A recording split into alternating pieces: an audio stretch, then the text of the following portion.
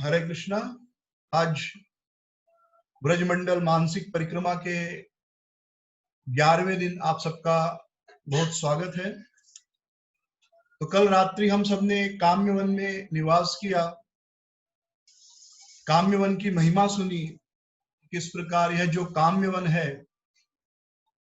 यह भक्ति प्रदान करने वाला है। कृष्ण के प्रति जो भक्ति है, कृष्ण प्रेम, यह काम्यवन प्रदान कर सकता है।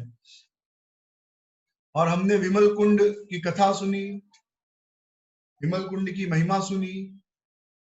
इसके अलावा हमने धर्म कुंड में भी स्नान किया, विमल कुंड में आचमन किया, धर्म कुंड में आचमन किया, धर्म कुंड में स्नान किया। और धर्म कुंड में जो लीला हुई थी, यक्ष और युधिष्ठिर का जो संवाद था, वह संवाद भी सुना। और इसके पहले हमने श्री गिरिराज गोवर्धन जी की परिक्रमा की थी। उसके पहले श्रीधाम राधा कुंड की परिक्रमा की। उसके पहले बहुलावन, कुमुदवन, इन सब स्थानों पर गए हम सब। वहां पर मानसिक रूप से परिक्रमा की, मथुरा मंडल की परिक्रमा की। तो इस प्रकार ब्रज के लगभग 30-40% हिस्सा हम कवर कर चुके हैं। बाकी का जो है थोड़ा आगे कवर करेंगे। तो हम कल रात काम्यवन में रुके हम सब।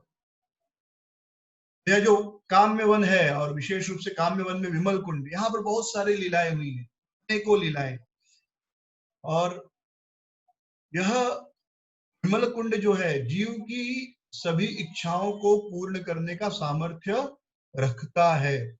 जो कोई भी विमल कुंड में स्नान करे, वहां आचमन करे, भगवान की पूजा करे, तो भगवान उसकी इच्छा को पूर्ण करते हैं। इतनी महिमा है उस कुंड की। तो विमल कुंड पर और भी कुछ लीलाएं हैं, विशेष रूप से पांडवों की लीलाएं वहां पर है। पांडव जब वनवास में थे, जब उन्होंने पट जुआ खेला दुर्योधन और शकुनी के साथ, तो उन्हें 13 वर्ष का वनवास मिला। 12 वर्ष वनवास और 1 वर्ष अज्ञातवास। तो उस वनवास में पांडव इस काम्य वन में भी रुके थे और ललिता कुंड के आसपास ही रुके थे। तो पांडव और उनकी धर्म पत्नी द्रौपदी, ये सब ललिता कुंड के पास में ही एक कुटिया बनाकर निवास करते थे और दिन भर भगवान का गुणगान करना, भजन करना, यही उनका कार्य था। जो भगवान के भक्त होते हैं वे हमेशा भगवान के गुणगान में आनंद लेते हैं। दिन रात वे भगवान की चर्चा करते हैं, भगवान के नाम जप करते हैं, भगवान की लीलाओं का श्रवण और कीर्तन करते हैं। तो हमारे मन में यह प्रश्न उठ सकता है कि कैसे केवल एक ही व्यक्ति का हम दिन रात चिंतन, श्रवण, कथा कर सकते हैं? संभव है क्या? ऊब नहीं जाएंगे? तो इस संसार में भी देखा गया है कि लोग किसी एक विशेष व्यक्ति के फैन बन जाते हैं। फैन मतलब पंखा नहीं, बट असली में फैन का मतलब क्या मुझे भी नहीं पता। फैन मतलब पर पंखा नहीं, तब उसका विशेष मित्र या उनके प्रशंसक, फैंस बोलते हैं उनको। कोई किसी एक्टर का फैन बन जाता है, कोई किसी क्रिकेटर का फैन बन जाता है, और जब देखो 24 घंटे उनकी बातें करते रहते हैं। किसी को पॉलिटिक्स पसंद है तो किसी पॉलिटिशियन का वो फैन बन जाता है, क्रिकेट पसंद है तो किसी क्रिकेटर का फैन बन जाता है, डांस पसंद है तो किसी डांसर का फैन बन जाता है, नृत्य पसंद है, गाना पसंद है तो किसी सिंगर, गायक का फैन बन जाता है। और आप देखेंगे तो दिन रात वे लोग उनके बारे में बातें करते हैं, उनके बारे में पढ़ते हैं, और जिस प्रकार हो सके उनका मनन चिंतन करते रहते हैं। ये हम सब ने देखा है और इसे कोई झुठला नहीं सकता। अगर आप अपने जीवन अभी एनालिसिस करेंगे, अपने जीवन में आप इसके बारे में ज्यादा बोलते हैं, सुनते हैं, नौकरी धंधा छोड़ने के बाद बचे हुए समय में अधिकतर आप किसी न किसी व्यक्ति के प्रशंसक होंगे। तो जब इस संसार में साधारण व्यक्ति जिसके अंदर कोई एक विशेष गुण है, उसके हम प्रशंसक बन जाते हैं, फैन बन जाते हैं, किसी गायक, किसी कलाकार, किसी नृत्य करने वाले नर्तक, किसी पॉलिटिशियन, कृष्ण के अंदर तो सारे गुण हैं और एक साथ हैं। कृष्ण के अंदर सारे गुण हैं और एक साथ हैं। और यह अतिशयोक्ति नहीं है कि सारे के सारे जो थोड़े थोड़े गुण दूसरों के अंदर है, वे सब भगवान श्री कृष्ण से ही आए हैं। तो भगवान श्री कृष्ण से बड़ा नर्तक कोई नहीं। जब भगवान नाचते हैं तो ब्रह्मा शिव भी एक टक आंखों से उनको देखते हैं, इतना सुंदर नृत्य करते हैं। जब भगवान नाचते हैं तो जड़ चेतन हो जाता है, चेतन जड़ हो जाता है, इतना सुंदर नृत्य करते हैं। और भगवान तो इतने दक्ष नर्तक हैं, वे आलिया के फन पर नाच सकते हैं। सोचिए, अगर इस स्टेज टेढ़ा मेढ़ा हो तो नाचना बड़ा मुश्किल होता है, लेकिन आलिया के फन 1008 फन थे, और कोई फन ऊपर कोई फन नीचे, और यहां से मार रहा है वहां से मार रहा है कालिया, लेकिन भगवान नृत्य कर रहे हैं उसके ऊपर। सोचिए कितने दक्ष नर्तक है भगवान, एक्सपर्ट डांसर, नटवर। भगवान सबसे सुंदर गायक हैं। भगवान जब बांसुरी बजाते हैं, फ्लूट प्लेयर इतना सुंदर बांसुरी बजाते हैं, फिर हर व्यक्ति जड़ हो जाता है, रुक जाता है। गोपियां उनका बांसुरी वादन सुनकर इतना आकर्षित हो जाती थी। पॉलिटिक्स की बात करें तो भगवान से बड़ा पॉलिटिशियन कोई हुआ ही नहीं। पूरे महाभारत के युद्ध को इस तरह रचा, यद्यपि पांडव थोड़े कमजोर थे कौरवों की तुलना में। कौरवों के पास 11 अक्षौहिणी सेना, और पांडवों के पास केवल 7 अक्षौहिणी सेना। फिर पांडवों के पक्ष में अगर देखा जाए तो केवल दुर्योधन और भीम 2 महाबली योद्धा थे, लेकिन कौरवों के पक्ष में तो दुर्योधन, उसके पश्चात भीष्म, द्रोणाचार्य, कृपाचार्य, कर्ण, ये सारे एक से एक महाबली योद्धा थे। ये सब साधारण योद्धा नहीं थे, लेकिन कृष्ण की नीति इतनी बढ़िया थी, चाहे युद्ध नीति हो, राजनीति हो, उन्होंने पांडवों को विजयी बना दिया। फिर अगर चोरी की बात करें, भगवान से अच्छा चोर कोई नहीं है। सारे के सारे गुण कृष्ण के अंदर हैं। जब इस संसार में किसी व्यक्ति के अंदर एक गुण होता है तो हम उसके बारे में दिन रात बातें करते हैं, किसी पॉलिटिशियन, किसी एक्टर, किसी प्लेयर की। कृष्ण तो सभी गुणों के स्रोत हैं। जिन लोगों ने उस चीज का अनुभव किया है, वे 24 घंटे कृष्ण के बारे में कथन और श्रवण और कीर्तन कर सकते हैं, और उन्हें बड़ा आनंद आता है। मद चित्ता मद गत प्राणा बोधयन्ति परस्परम कथयन्ति च माम नित्यं तुष्यन्ति च रमन्ति च।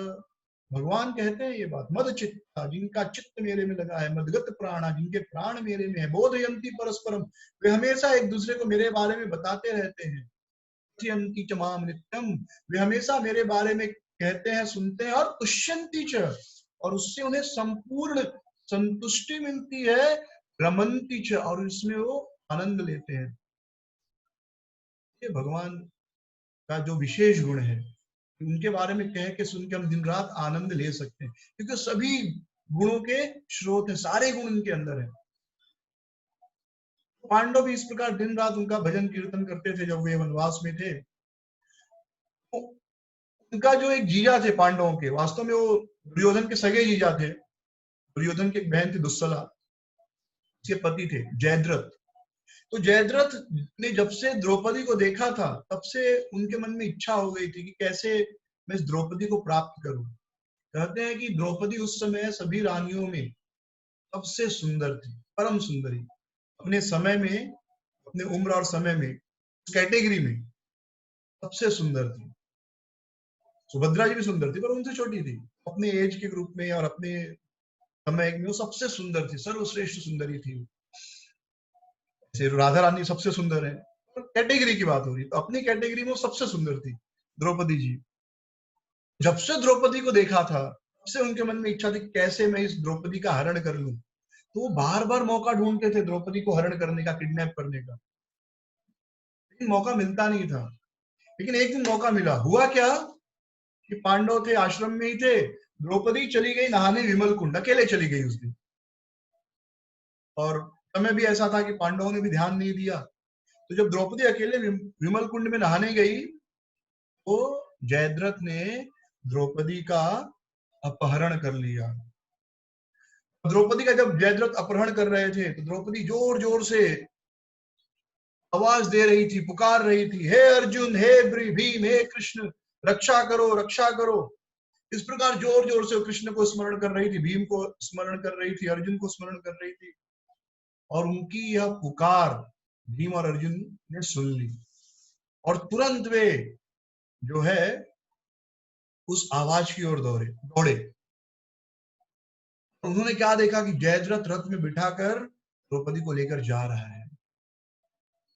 अर्जुन ने क्या किया, अर्जुन जो थे वे ऐसे योद्धा थे कि एक साथ 10,000 महारथियों से लड़ सकते थे। यानी 10,000 लोग एक साथ उनसे लड़े और वो अकेले लड़ सकते थे। उस समय इतने वो दक्ष थे, इतने एक्सपर्ट थे धनुष बाण में, तीर चलाने में। तो उन्होंने तुरंत अपने धनुष पर एक बाण चलाया, अग्नि वाला बाण, और उस बाण से उन्होंने जयद्रथ का रास्ता रोक दिया। तो जब जयद्रथ का रास्ता रोक दिया तो जयद्रथ डर गया। जयद्रथ को पता था भीम और अर्जुन की शक्ति। उसे लगा कि ये दोनों नहीं आएंगे तो मैं चुपचाप शिकार कर लूंगा, चुपचाप द्रौपदी को हरण कर लूंगा। लेकिन दोनों आ गए तो जयद्रथ डर गया, बहुत डर गया, कि वह भीम और अर्जुन की शक्ति को जानता था। तो जब देखा कि उसका रथ तो रुक गया है तो द्रौपदी को छोड़ दिया उसने और अकेले भागने लगा। लेकिन भीम उससे तेजी से दौड़े और अंत में भीम ने जयद्रथ को पकड़ लिया। जयद्रथ को पकड़ लिए, फिर भीम, अर्जुन, द्रौपदी, ये तीनों युधिष्ठिर महाराज के सामने आए। अर्जुन ने कहा इसको मार देना चाहिए, इसने बहुत दुष्टता वाला काम किया है। एक स्त्री का कोई, एक अबला स्त्री का कोई अपहरण करे, उसके साथ बुरा करने का प्रयास करे, उसकी सजा केवल मौत होती है, मृत्यु होती है। इसे तो मार देना चाहिए। भीम कभी कंफ्यूजन में नहीं रहते, वो कहते हाँ मारना ही चाहिए। भीम जो है हमेशा क्लियर है, वो कभी दुविधा में नहीं आते मारूं कि नहीं मारूं। आप देखेंगे जब महाभारत के युद्ध के समय, युद्ध के पहले अर्जुन जो थे दुविधा में पड़ गए, लड़ू कि नहीं लड़ू। युद्ध के बाद युधिष्ठिर महाराज दुविधा में थे, तब वो संशय में आ गए कि मैंने युद्ध करके गलत किया कि सही किया। लेकिन भीम क्लियर थे कि नहीं बराबर था, युद्ध के पहले भी लड़ना है, युद्ध के बाद भी कि नहीं अच्छा किया हमने इनको मार दिया। भीम ने भी कहा मार देना चाहिए। लेकिन युधिष्ठिर महाराज ने कहा कि रुको रुको, इनका अपराधी कौन है, ये किसका अपराधी है, ये द्रौपदी का अपराधी है। द्रौपदी निश्चित करेगी कि इसके साथ क्या करना चाहिए। और वास्तव में युधिष्ठिर महाराज जयद्रथ को सजा नहीं देना चाहते थे। क्यों? क्योंकि उनकी बहन का पति था। कोई भी अपनी बहन को कैसे विधवा कर सकता है? अपनी बहन को विधवा, कोई भी भाई कितना भी खराब हो, कितना भी दुष्ट हो, लेकिन अपनी बहन को विधवा होते हुए नहीं देख सकता है। भले उनकी वो चचेरी बहन थी, लेकिन बहन। और युधिष्ठिर महाराज तो दुर्योधन को भी अपना सगा भाई जैसा ही मानते थे, दुश्शला को भी अपनी बहन मानते थे और सगी बहन जैसे ही मानते थे। लेकिन अगर वो ये कहते कि नहीं ये हमारा बहनोई है, हमारा जीजा है, इसे नहीं मारना चाहिए, तो द्रौपदी को बुरा लग सकता था। उन्होंने कहा द्रौपदी तुम निर्णय करो क्या करना है। और उन्हें पता था कि द्रौपदी भी कोई साधारण स्त्री नहीं है। तो साधारण स्त्री होती तो क्या भगवान उसकी रक्षा करने आते, क्या भगवान उसके मित्र बनते? किसी साधारण व्यक्ति के मित्र भगवान नहीं बनते। द्रौपदी से भगवान दुर्योधन युधिष्ठिर महाराज ने पूछा क्या करना चाहिए, और युधिष्ठिर महाराज ने जब कहा तो द्रौपदी ने कहा कि यह सत्य है, इसने बहुत गलत काम किया है, इसकी सजा तो मृत्यु ही होना चाहिए, इसके लिए मृत्यु दंड ही उचित है। लेकिन मैं नहीं चाहती कि आपकी बहन दुश्शला पूरे जीवन रोते रहे, उसे विधवा बनकर जीवन जीना पड़े। इसलिए मैं चाहती हूं आप इनको छोड़ दीजिए, क्षमा कर दीजिए। लेकिन भीम जो थे उन्होंने कहा नहीं नहीं, इसको तो कुछ तो सजा देनी चाहिए। अंत में क्या निर्णय हुआ, इसे अपमानित करके छोड़ दिया जाए। भगवत गीता में भगवान कहते हैं dishonour is worse than death. एक सम्माननीय व्यक्ति के लिए अपमान मृत्यु से भी ज्यादा खराब है। कभी कभी लोग, बहुत से लोग आत्महत्या क्यों कर लेते हैं? क्योंकि वो सोचते कि अरे अब ये चीज हो गया, अब मेरा अपमान होगा, अपमान से तो अच्छा मैं मर जाऊं। यानी अपमान मृत्यु से भी खराब होता है सम्माननीय लोगों के लिए, बेशर्मों के लिए नहीं। बेशर्म में एक से एक गलत काम करेंगे और हंसते भी रहेंगे, खाते पीते रहेंगे, कुछ फर्क ही नहीं पड़ता है। लेकिन जो एक सम्माननीय व्यक्ति है उसके लिए मृत्यु जो है, अपमान मृत्यु से भी खराब होता है। पांडवों ने क्या किया, भीम ने क्या किया, उनको गंजा कर दिया, जयद्रथ को उनका सर हेड शेव कर दिया। क्या हेड शेव करना ये अपमान है? तो एक राजा के सन्यासी जो होते हैं, सन्यासी साधु, वो हेड शेव करके रखते हैं, वो अपना सिर मुंडाते हैं। या घर में किसी की मृत्यु होती है तो मुंडन होता है, वह अपमान नहीं होता। लेकिन कोई राजा व्यक्ति उसका जबरदस्ती सर मुंडन किया जाए तो वह उसके लिए अपमान होता है। तो भीम ने उनका सर मुंडा दिया, और कैसे मुंडा, ऐसे उनका सर शेव किया कि 5 जगहों पर 5 शिखा छोड़ दी। अब एक शिखा होती है पीछे तो अच्छा लगता है, 5-5 शिखा, एक शिखा यहाँ, एक शिखा यहाँ, एक शिखा, कितना गंदा लगेगा सर। कहीं पर बाल है, कहीं पर बाल नहीं, तो कितना अजीब लगता है, कितना गंदा लगता है। इस प्रकार अपमानित करके उन्होंने जयद्रथ को छोड़ दिया। ये पूरा घटना जो है विमल कुंड पर हुआ था, काम्यवन में हुआ था। और इस घटना के पश्चात इतना क्रोधित हो गया था जयद्रथ, उसने शिव जी की तपस्या की और शिव जी से वरदान मांगा कि मैं इन 5 पांडवों को युद्ध में मार सकूं, मृत्यु दे सकूं। तो शिव जी ने कहा कि तुम 5 पांडवों को मार तो सकते नहीं हो, हाँ मैं ये वरदान दे सकता हूं कि तुम 4 पांडवों को पराजित कर सकते हो, अर्जुन को तुम पराजित भी नहीं कर सकते। अर्जुन को तो आप पराजित भी नहीं कर सकते, लेकिन मेरा वरदान है कि बाकी 4 भाइयों को आप पराजित कर सकोगे। और देखते हैं कि जब अर्जुन के पुत्र अभिमन्यु जब वे चक्रव्यूह में थे तो कैसे चारों भाइयों को जयद्रथ ने रोक लिया, उसमें अर्जुन नहीं थे, और बाद में अर्जुन ने जयद्रथ का वध किया। तो ये जो लीला है यहाँ पर द्रौपदी के अपहरण की, ये भी काम्यवन में हुई, विमल कुंड के पास। और यहाँ पर और एक सुंदर लीला हुई जिसमें भगवान के सर्वशक्तिमत्ता का पता चलता है। बड़ी सुंदर लीला है ये, जो अब लीला हम सुनेंगे, ये विमल कुंड की लीला है। तो हुआ यूं कि दुर्वासा ऋषि वे आए थे अर्जुन पांडव कौरवों के पास हस्तिनापुर में। जब वे कौरवों के पास हस्तिनापुर में आए थे, दुशासन ने, दुर्योधन ने, शकुनी ने उनकी खूब सेवा की। देखिए दुर्योधन भले दुष्ट आदमी हो, पर जानता है कि साधु संत जो होते हैं, ऋषि होते हैं, मुनि होते हैं, इनमें बड़ी शक्ति होती है। तो ऋषियों का अपमान नहीं करते थे, ऋषि मुनियों का अपमान नहीं करते थे, उनकी सेवा करते थे, उनको भी इतना ज्ञान था। तो खूब सुंदर सेवा की, और उनकी सेवा से दुर्वासा जी जो है बहुत प्रसन्न हुए। और दुर्वासा ने दुर्योधन को कहा कि बेटा क्या आशीर्वाद चाहिए, मैं बहुत खुश हूं तुम्हारी सेवा से, आपको क्या आशीर्वाद चाहिए बोलो। तो दुर्वासा जी अकेले नहीं थे, उनके साथ 60,000 उनके शिष्य भी थे। 60,000 शिष्य प्लस दुर्वासा जी, यानी 60,001 लोगों का सेवा। दुर्वासा जी तो बहुत खुश हो गए थे।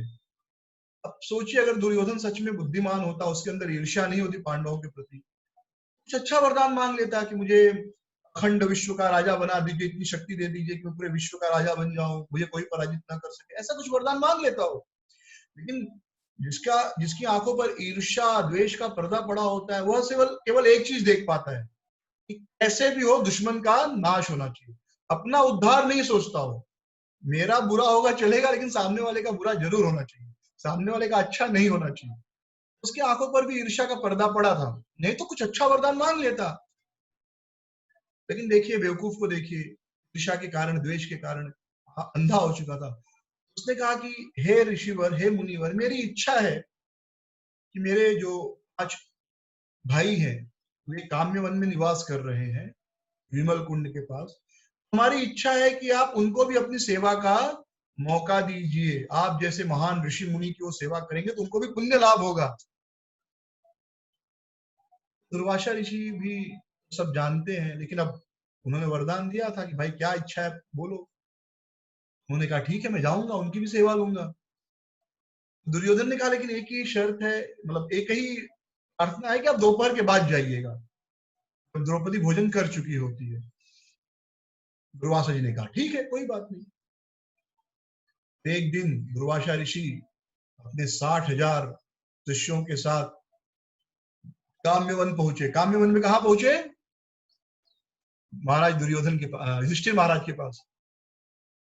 और जैसे ही युधिष्ठिर महाराज ने देखा दुर्वासा ऋषि आए, उनके शिष्य आए, तुरंत सभी भाइयों ने उनको प्रणाम किया, उनकी आओ भगत की, और उनसे पूछा महाराज प्रसाद लेंगे, भोग लेंगे कुछ, कि घर में कोई मेहमान आए तो पानी तो पिलाना चाहिए, भोजन कराना चाहिए, एक परंपरा है भारत की। तो दुर्वासा ऋषि ने कहा कि हाँ मैं भोजन करूंगा, मैं अभी अपने शिष्यों के साथ स्नान करने जा रहा हूँ विमल कुंड पर, तब तक आप लोग भोजन की तैयारी करो। युधिष्ठिर महाराज एकदम परेशान हो गए, सोचने लगे कि अब क्या तैयारी किया जा सकता है। वास्तव में महाराज युधिष्ठिर के पास एक अक्षय पात्र था जो सूर्यदेव ने दिया था वनवास के लिए द्रौपदी को। अक्षय पात्र की खासियत ये थी, जब तक द्रौपदी भोजन नहीं की है तब तक वह जितना भोजन चाहिए देगा। अक्षय यानी कभी समाप्त नहीं होता, तो जितना भोजन चाहिए मिलेगा। कब तक मिलेगा? जब तक द्रौपदी खाना नहीं खाएगी।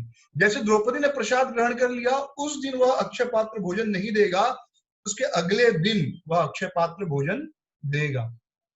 ये चीज हमने अपने घरों में देखी है। घर में माँ भाभी जो भी है, वो सबसे आखिरी में खिलाकर खाते थे।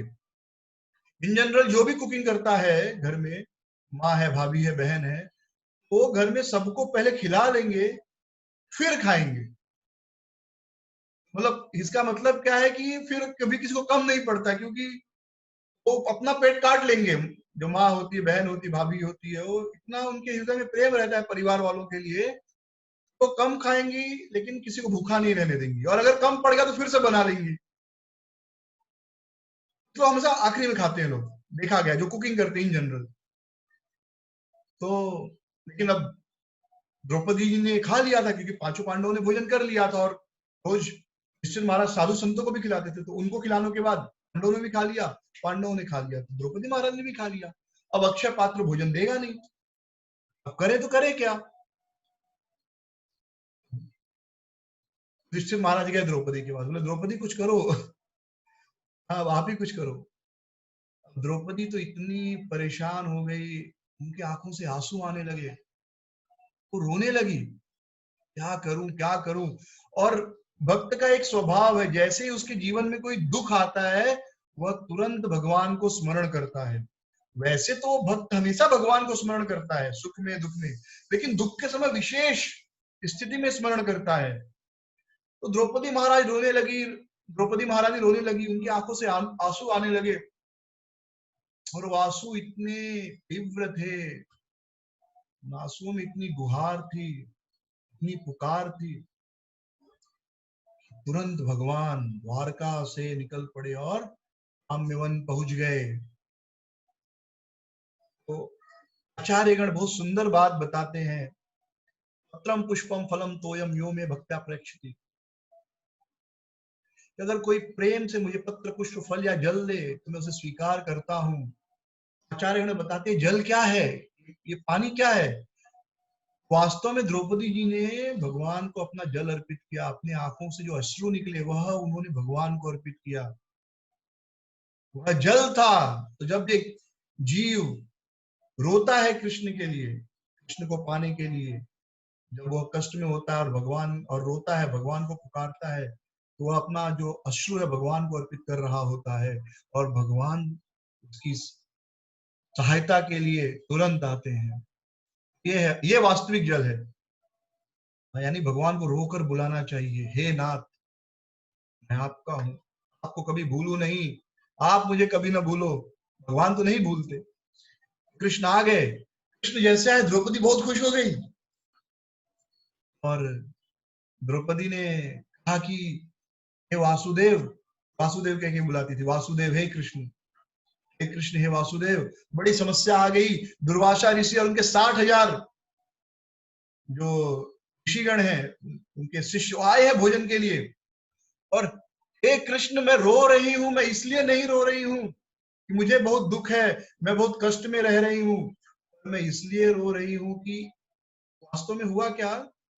कृष्ण जब आए तो तुरंत उन्होंने कहा कि हे कृष्णा, द्रौपदी का नाम है कृष्णा, हम लोग बोलते ना हरे कृष्णा, गलत है, हरे कृष्ण है, कृष्णा द्रौपदी का नाम है। आजकल लोग बोलने में तो कृष्णा बोल देते, ठीक है गलती से हो जाता है, लेकिन लिख भी देते हैं आजकल कृष्णा, लेकिन कृष्णा नाम द्रौपदी का है, भगवान का नाम कृष्ण है।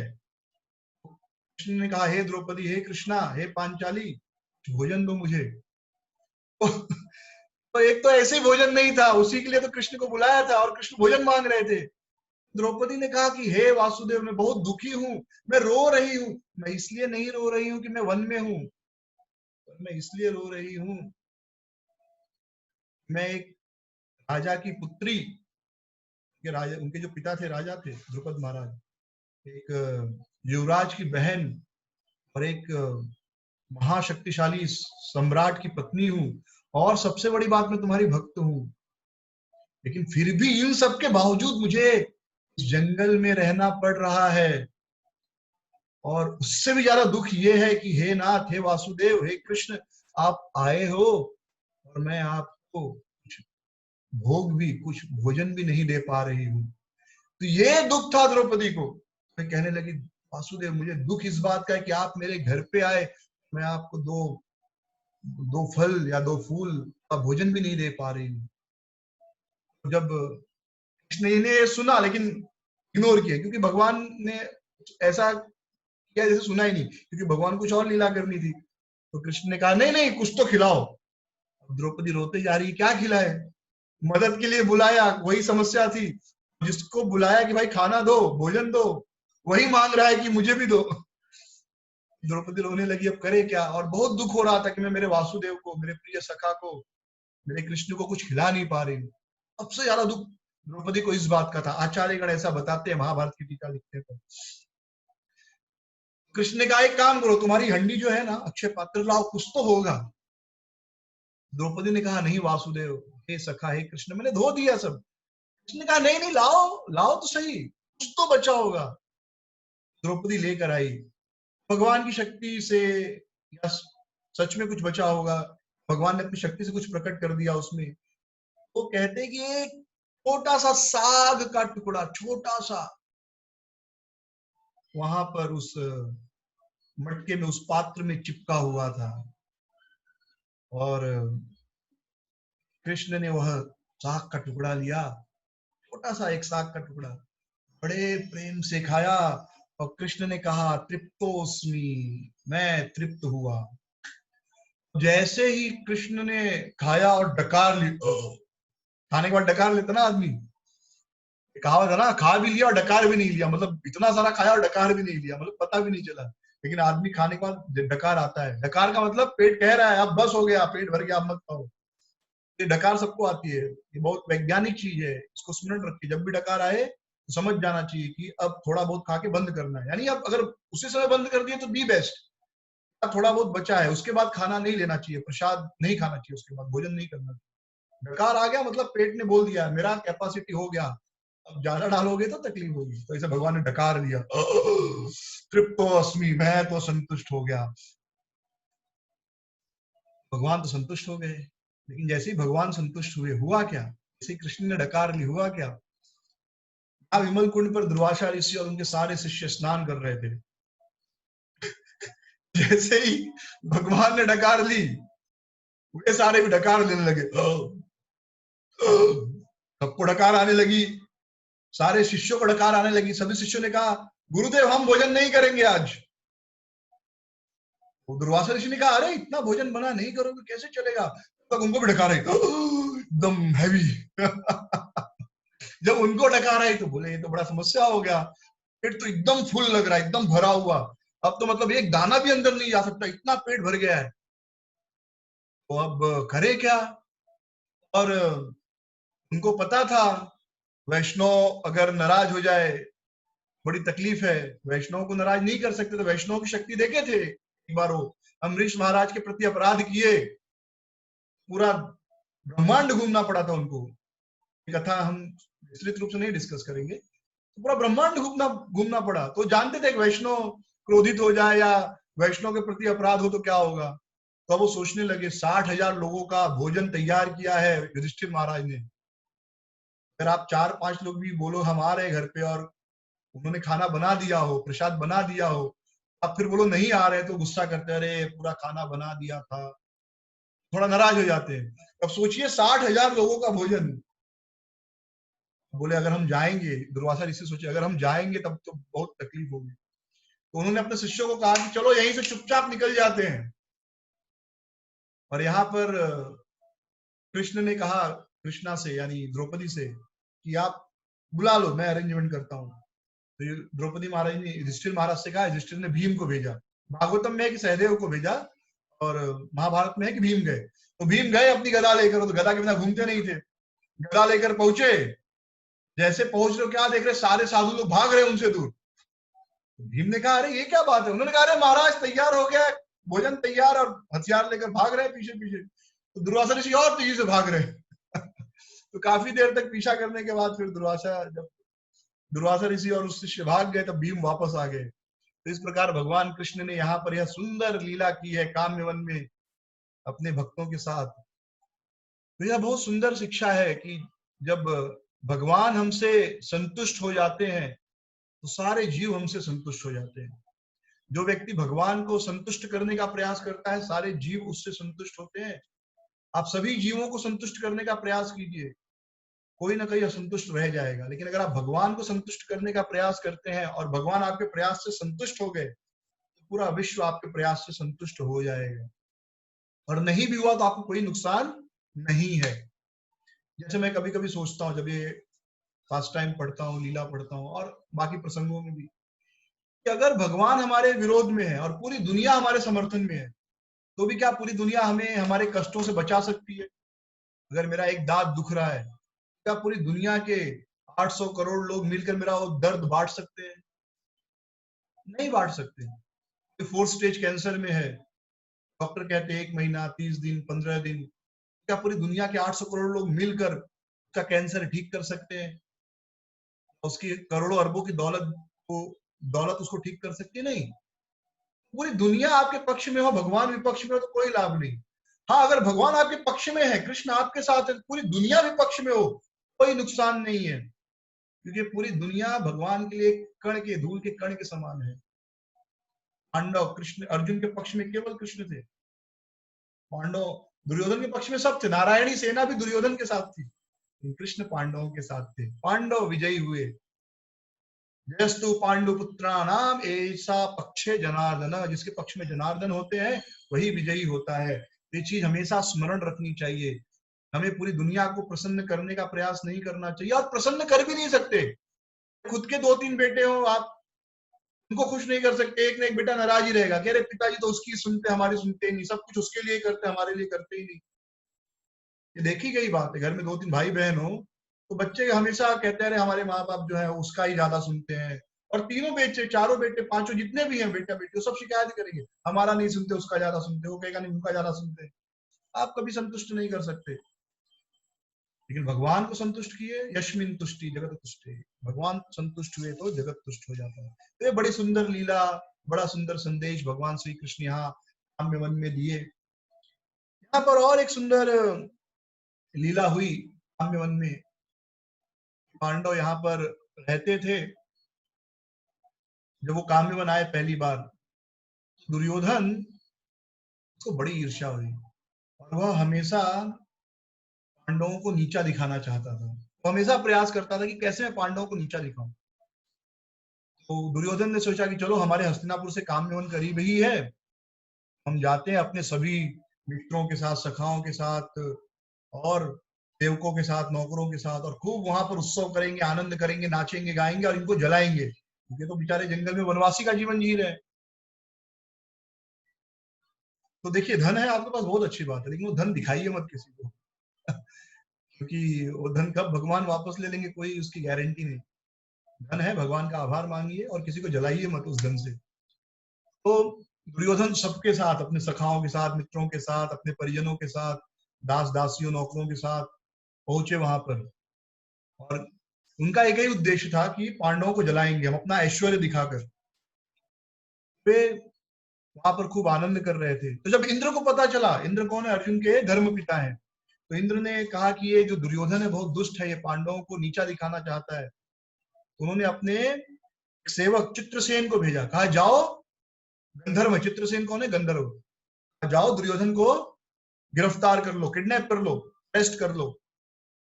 चित्रसेन गए और उन्होंने आक्रमण कर दिया दुर्योधन के ऊपर। युद्ध हुआ, कर्ण भी भाग गया, कर्ण भाग गया, सब डर के भाग गए, और दुर्योधन को चित्रसेन ने गिरफ्तार कर लिया, उसे बंधे में बांध दिया। दुर्योधन का एक सेवक दौड़ते दौड़ते युधिष्ठिर महाराज के पास गया और उसने कहा कि महाराज, आपके जो छोटे भ्राता है दुर्योधन, उनको गंधर्वों ने गिरफ्तार कर लिया है। जब भीम ने सुना तो खूब जोर जोर से ताली बजा के हंसने लगे कि बहुत अच्छा हुआ, जो हम करने वाले थे वो गंधर्वों ने कर दिया, भाग्य ने कर दिया, अच्छा है। बहुत खुश हुए वे। अर्जुन शांत थे, उन्होंने कुछ बोला नहीं। युधिष्ठिर महाराज ने कहा नहीं नहीं भीम, ये अच्छी बात नहीं है। देखो, भले हमारे बीच झगड़ा हो, लेकिन हमारे अंदर की बात है, घर के अंदर की बात है। लेकिन जब कोई बाहर का आदमी हम पर आक्रमण करता हो तो हम 105 हैं, हम 100 या 5 नहीं, 105 हैं। अर्जुन और भीम, तुम दोनों जाओ और उनको छुड़ा कर लाओ। तो दोनों भाई जैसे भी थे, भले उनको कितना भी गुस्सा था कौरवों के प्रति, दुर्योधन के प्रति, लेकिन उनकी एक खासियत थी, वे पांचों भाई जो थे, चारों भाई, वो युधिष्ठिर महाराज की आज्ञा का पूर्ण पालन करते थे। पांचों भाई, चारों भाई युधिष्ठिर महाराज की बात को कभी, उनके आदेश को कभी इनकार नहीं करते थे। ये विशेषता थी। और भागवतम में वर्णन है कि इन पांचों भाइयों के प्रेम इतना था कि वह भगवान कृष्ण को आकर्षित करता था। जहां पर लोग प्रेम से रहते हैं वहां भगवान आकर्षित होते हैं, लक्ष्मी आकर्षित होती है। जहां सुमति तहां संपत्ति नाना, जहां कुमति तहां विपत्ति विधाना।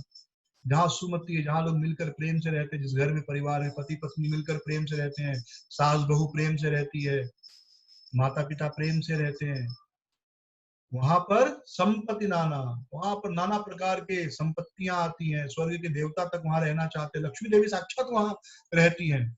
जहां कुमति, जहां झगड़ा है भाई भाई के बीच, भाई बहन के बीच, पति पत्नी के बीच, सास बहू के बीच, वहां नहीं रहती। वहां लक्ष्मी देवी चली जाती है। रोज का किटकिट कौन सुनेगा? आप किसी घर पे गए और रोज देख लो इनके दोनों का झगड़ा हो रहा है, सास बहू का झगड़ा हो रहा है, पति पत्नी का, आप चले जाओगे ना, लक्ष्मी देवी भी चली जाती है। तो कौन रहेगा यहाँ पे? दिन रात झगड़ते रहते हैं। और जहां लोग प्रेम से रहते हैं वहां पर हमको, हमें भी अच्छा लगता है, कितना अच्छा परिवार है, हमें भी वहां पर रहना अच्छा लगता है। तो दुर्योधन, ये जो चारों भाई थे, पांचों भाई हमेशा मिलकर रहते थे, और चारों भाई हमेशा युधिष्ठिर की आज्ञा को मानते थे, कभी उनकी आज्ञा का अवहेलना नहीं करते थे। युधिष्ठिर महाराज में गुण भी था, केवल बड़े भाई थे इसलिए नहीं, एक कारण और भी था, वो धर्म पर चलने वाले थे। यदि भाई, बड़ा भाई, छोटा भाई, जो भी है, धर्म पर चलने वाला हो तो बाकी लोग अवश्य उसकी बात को सुनते हैं, मानते हैं। कोई बड़ा भाई है और शराबी है, जुआरी है, फिर सोचेगा मेरे सारे भाई, मेरी सारी बहनें मेरी बात मानेंगे, तो कोई नहीं मानेगा। तो केवल बड़े भाई थे, यही एक विशेषता नहीं थी, योग्यता नहीं थी। एक बड़ी, सबसे बड़ी योग्यता थी, वे धर्मराज थे, धर्म पर चलने वाले, कभी धर्म को तोड़े नहीं। तो जब युधिष्ठिर महाराज ने इस प्रकार आदेश दिया तो भीम और अर्जुन चल पड़े, और उन्होंने बड़े आसानी से चित्रसेन को हरा दिया, बहुत आसानी से चित्रसेन को हरा दिया और दुर्योधन को मुक्त किया। लेकिन एक कहते ना, कोयले को कितना भी रगड़ो, रेक्सोना से रगड़ो, लक्स से रगड़ो, निर्मा से रगड़ो, कोई भी साबुन से, वो काला ही रहेगा, कोयला ही रहेगा। ऐसे ही दुर्योधन के साथ कितना भी अच्छा करते थे युधिष्ठिर महाराज और पांडव, लेकिन हमेशा उसके मन में ईर्ष्या ही रहती थी पांडवों की, और ज्यादा उसकी ईर्ष्या बढ़ गई, उसकी ईर्ष्या और ज्यादा बढ़ गई, और वो बहुत अंदर से दुखी हुआ और सोचा मैं तो बदला लूंगा। किस चीज का बदला लेगा पता नहीं। युधिष्ठिर महाराज ने तो उनकी मदद की, लेकिन नहीं, बदला लूंगा, इनको नीचा दिखाऊंगा, और वो वहां से वापस आया। तो यह लीला भी इस स्थान पर हुई है।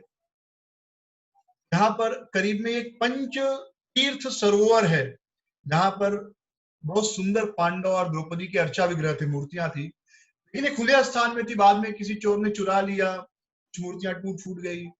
आज उन मूर्तियों को जो है, जो बची हुई मूर्तियां, उसको कामेश्वर महादेव मंदिर में एक तरफ ऐसे ही रख दिया गया, कोई देखभाल नहीं होती है।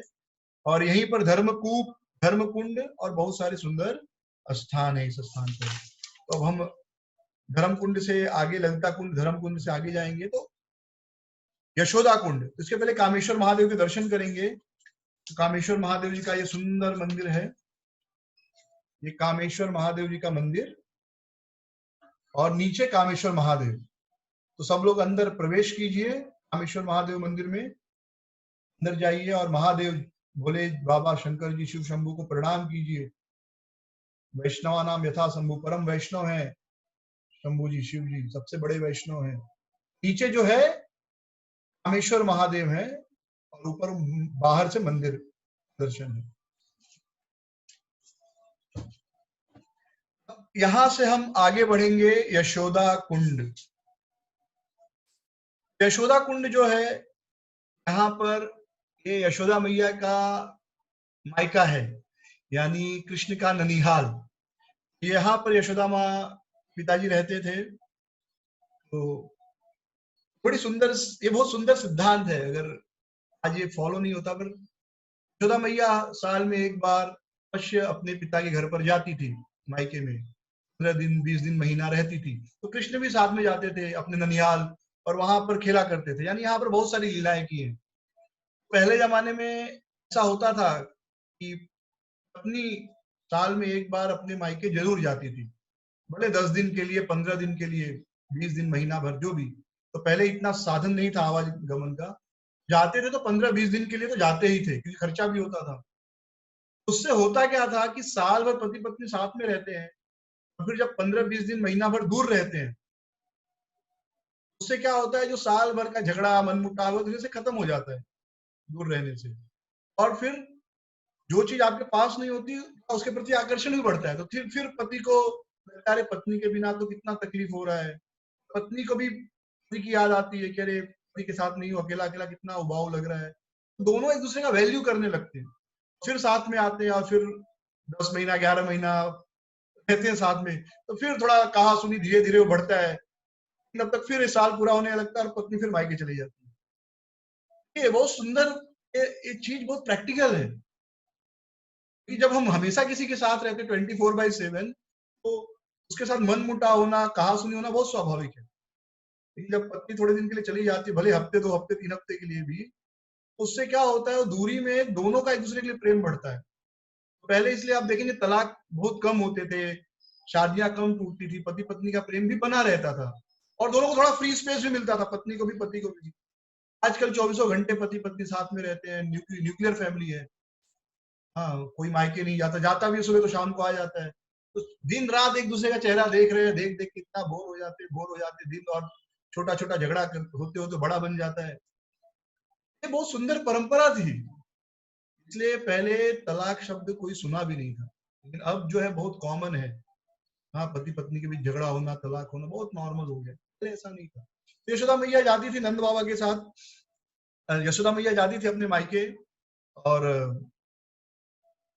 कृष्ण भी उनके साथ आते थे। और फिर यहाँ पर कृष्ण बहुत सारी लीलाएं खेलते थे मायके में, मतलब ननिहाल में तो बच्चे को ऐसे विशेष प्रेम मिलता है। भक्ति रत्नाकर में वर्णन है, देख यशोदा कुंड परम निर्मल, इथा गोचारणे कृष्ण हैया विह्वल। भक्ति रत्नाकर में कहा गया कि जब ये देखो, ये कितना सुंदर यशोदा कुंड है, यहाँ पर भगवान श्री कृष्ण गायें चराते थे। यह स्थान पर भगवान कृष्ण गायें चराते थे। पहले ननिहाल था जब छोटे थे, बाद में तो कृष्ण पूरा ब्रज ही घुमा करते थे। ये सुंदर स्थान है। इसके पश्चात हम आगे बढ़ेंगे, यशोदा कुंड से आगे बढ़ेंगे, यशोदा कुंड की जय। फिर हम आगे बढ़ेंगे और हम आएंगे गया कुंड। गया कुंड जो है, यह व्रज मंडल में बहुत सुंदर स्थान है। यहाँ पर जो है गया धाम, हम सब जाते हैं ना, बिहार में गया नामक एक स्थान है, जहाँ पे हम पिंडदान करते हैं। कहते हैं कि सबसे मेन स्थान वही है पिंडदान का। नहीं तो फिर नासिक में भी है, द्वारका में भी है, दक्षिण भारत में भी 1-2 स्थान है जहाँ पर पिंडदान होता है, पर ये सबसे मेन है। यहाँ पर गया धाम स्वयं आता है, यहाँ पर रहता है। इनफैक्ट ये भी गया धाम ही है, और यहाँ पर ये कृष्ण की पूजा करते हैं। अगस्त ऋषि भी यहीं पर, अगस्त कुंड भी इस स्थान पर है। तो ये गया कुंड है, यह जो है अगस्त घाट के दक्षिणी भाग में। तो अगस्त घाट और गया कुंड आसपास में ही है। और यहाँ पर स्नान करना और तर्पण करने से, तर्पण करते हैं और पिंडदान देते हैं किस दिन, अश्विन महीने में, कृष्ण पक्ष के अश्विन महीने में अगर यहाँ पर पिंडदान दिया जाए, तर्पण किया जाए, तो पितरों को मुक्ति मिलती है। तो ये गया जैसा ही महत्वपूर्ण स्थान है, जैसे गया वैसे ये साक्षात जो गया है यहाँ पर रहते हैं। गया तीर्थ, गया ठाकुर द्वारा बोलते हैं शायद, गया तीर्थ यहाँ पर रहते हैं। इसके पश्चात हम आगे बढ़ेंगे, गया कुंड से आगे प्रयाण करेंगे, और हम जाएंगे त्याग कुंड।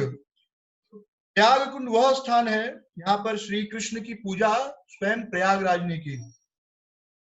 और यहाँ पर 2 कुंड है, प्रयाग कुंड और पुष्करणी कुंड। तो प्रयागराज भी काम्यवन में है। तो हमने एकदम शुरू में चर्चा की थी ना कि काम्यवन में 84 कुंड है, 84 मंदिर है, 84 अर्चा विग्रह, 84 84 84। यहाँ पर जो है तीर्थराज प्रयाग ने भगवान की पूजा की थी। यहाँ पर प्रयागराज है, यानी अगर आप प्रयाग कुंड में स्नान करेंगे तो प्रयाग धाम जाने का फल मिलेगा। इसके पश्चात आता है द्वारका कुंड। प्रयाग कुंड से हम आगे बढ़ेंगे, प्रयाग कुंड में आचमन करके हम आगे बढ़ेंगे, द्वारका कुंड पहुंचेंगे। जब भगवान श्री कृष्ण ब्रज की रानियों को, द्वारका की रानियों को ब्रज दर्शन कराने लाए, तो यहाँ पर हुए रुके थे, अपनी सभी रानियों को उन्होंने यहाँ पर रुकाया था, इसलिए यहाँ पर जो कुंड बना उसका नाम पड़ा द्वारका कुंड। द्वारका कुंड, यहाँ पर गोमती कुंड है, याद है हम द्वारका गए थे, वहां पर भी गोमती कुंड है, गोमती घाट, गोमती नदी है वास्तव में, समुद्र और गोमती नदी मिलती है। हम सब दर्शन के लिए गए थे, याद है। मंदिर जो है द्वारकाधीश मंदिर के पीछे समुद्र है, वहां पे आप जाएंगे ध्यान से देखेंगे तो समुद्र और एक तरफ से नदी आती है और दोनों मिलते हैं, गोमती नदी मिलती है, तो गोमती नदी वहां पर है, तो गोमती नदी का कुंड यहाँ पर है, गोमती कुंड। ये चारों कुंड जो है, और मान कुंड, बलभद्र कुंड, द्वारका कुंड, गोमती कुंड, मान कुंड और बलभद्र कुंड, ये सब यहाँ पर है। गोमती कुंड में स्नान करके, मानसिक रूप से स्नान करके हम आगे बढ़ेंगे और हम पहुंचेंगे अब नारद कुंड। तो नारद कुंड, नारद जी कौन है? नारद मुनि बजाए वीणा राधिका रमण नामे। नारद जी हमेशा वीणा बजाते हैं, और किसके नाम की वीणा? कृष्ण के नाम की वीणा, राधिका रमण। राधिका रमण जो है यानी श्री कृष्ण। नारद मुनि का नाम सुनते ही हमको लगता है इंडियन कल्चर में जो आज के लोग हैं, और आजकल की जो मूवी वगैरह पहले जो बनती थी उसमें भी ऐसे दिखाते हैं कि नारद जी झगड़ा लगाते हैं। लोग कहते भी कि नारद मुनि है ये, मतलब ये झगड़ा लगाता है, पर ऐसा नहीं है। नारद जी परम भक्त हैं भगवान के, देव ऋषि हैं, और भगवान की जो भक्ति की शक्ति है वो नारद मुनि है, भगवान के अवतार है, भगवान की भक्ति शक्ति का अवतार है। साधारण जीव नहीं, तो कभी ऐसा नहीं कहना चाहिए नारद मुनि है झगड़ा लगाता, नहीं। नारद मुनि महान वैष्णव हैं। और नारद जी, भागवतम में प्रसंग है नारद मुनि का, 6ठा अध्याय आप पढ़ेंगे, आखिरी के 2-3 श्लोक। नारद जी कहते हैं कि मैं वीणा लेकर निरंतर भगवान का नाम गायन करता हूँ और इस प्रकार पूरे ब्रह्मांड में घूमता हूँ। तो नारद जी पूर्ण रूप से स्वतंत्र हैं, उनको कहीं पर भी जाने के लिए वीजा, पासपोर्ट कुछ नहीं चाहिए। आपको तो एक देश से दूसरे देश में जाने के लिए भी वीजा लगता है, पासपोर्ट लगता है, कि नारद जी पूरे भौतिक लोक और यहाँ तक कि वैकुंठ और गोलोक तक में रह जाते हैं। क्यों? क्योंकि वे पूर्ण रूप से भगवान पर निर्भर हैं, इज कंप्लीटली डिपेंडेंट, तो ही सुप्रीमली इंडिपेंडेंट। जो भगवान पर निर्भर है वही स्वतंत्र है। लोग कहते स्वतंत्रता, स्वतंत्रता का मतलब होता है भगवान पर निर्भर होना। जो व्यक्ति भगवान पर निर्भर है वो वास्तव में स्वतंत्र है। जैसे बच्चे छोटे छोटे में हम लोग सोचते थे बड़े होंगे कमाएंगे, यार हर चीज के लिए मम्मी को पूछो, पापा को पूछो, पैसे के लिए मांगो, तो हमको लगता था हम परतंत्र हैं, हम उन पर निर्भर है। लेकिन वास्तव में जीवन का असली आनंद बचपन में ही था। कोई चिंता नहीं, किसी प्रकार की एंजाइटी नहीं, ना खाना बनाने का टेंशन, ना सब्जी खरीदने का टेंशन, वो गैस क्या रेट क्या चल रहा है, कहाँ जाना है, टिकट निकालना है, कोई चिंता ही नहीं थी। चिंता क्या थी? मम्मी जबरदस्ती खिलाएगी सुबह सुबह, ये चिंता रहती थी। अरे माँ सुबह सुबह खिलाती है हमारी, हाँ, तो ये इसलिए झगड़ा होता था, सुबह सुबह स्कूल जाने के पहले नहीं खा के जाओ।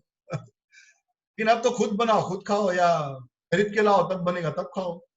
ना सब्जी खरीदने जाना है, ना स्कूल का फीस का चिंता, ना कपड़ा भी आपका फटा है तो माँ बाप चिंता करेंगे, आपको चिंता नहीं करना है। आप अच्छे नहीं दिख रहे हो, मिट्टी धूल लगा है तो भी माता पिता नहलाएंगे, आपको चिंता नहीं। तो देखिए बचपन में हम कितने स्वतंत्र होते हैं। क्यों? क्योंकि हम माँ बाप पर पूरी तरह निर्भर होते हैं। तो हम जितना ज्यादा निर्भर होते हैं वास्तव में उतना ज्यादा हम स्वतंत्र होते हैं। निर्भर अपने प्रियजन पर होते हैं तो सभी दुखों से स्वतंत्र होते हैं।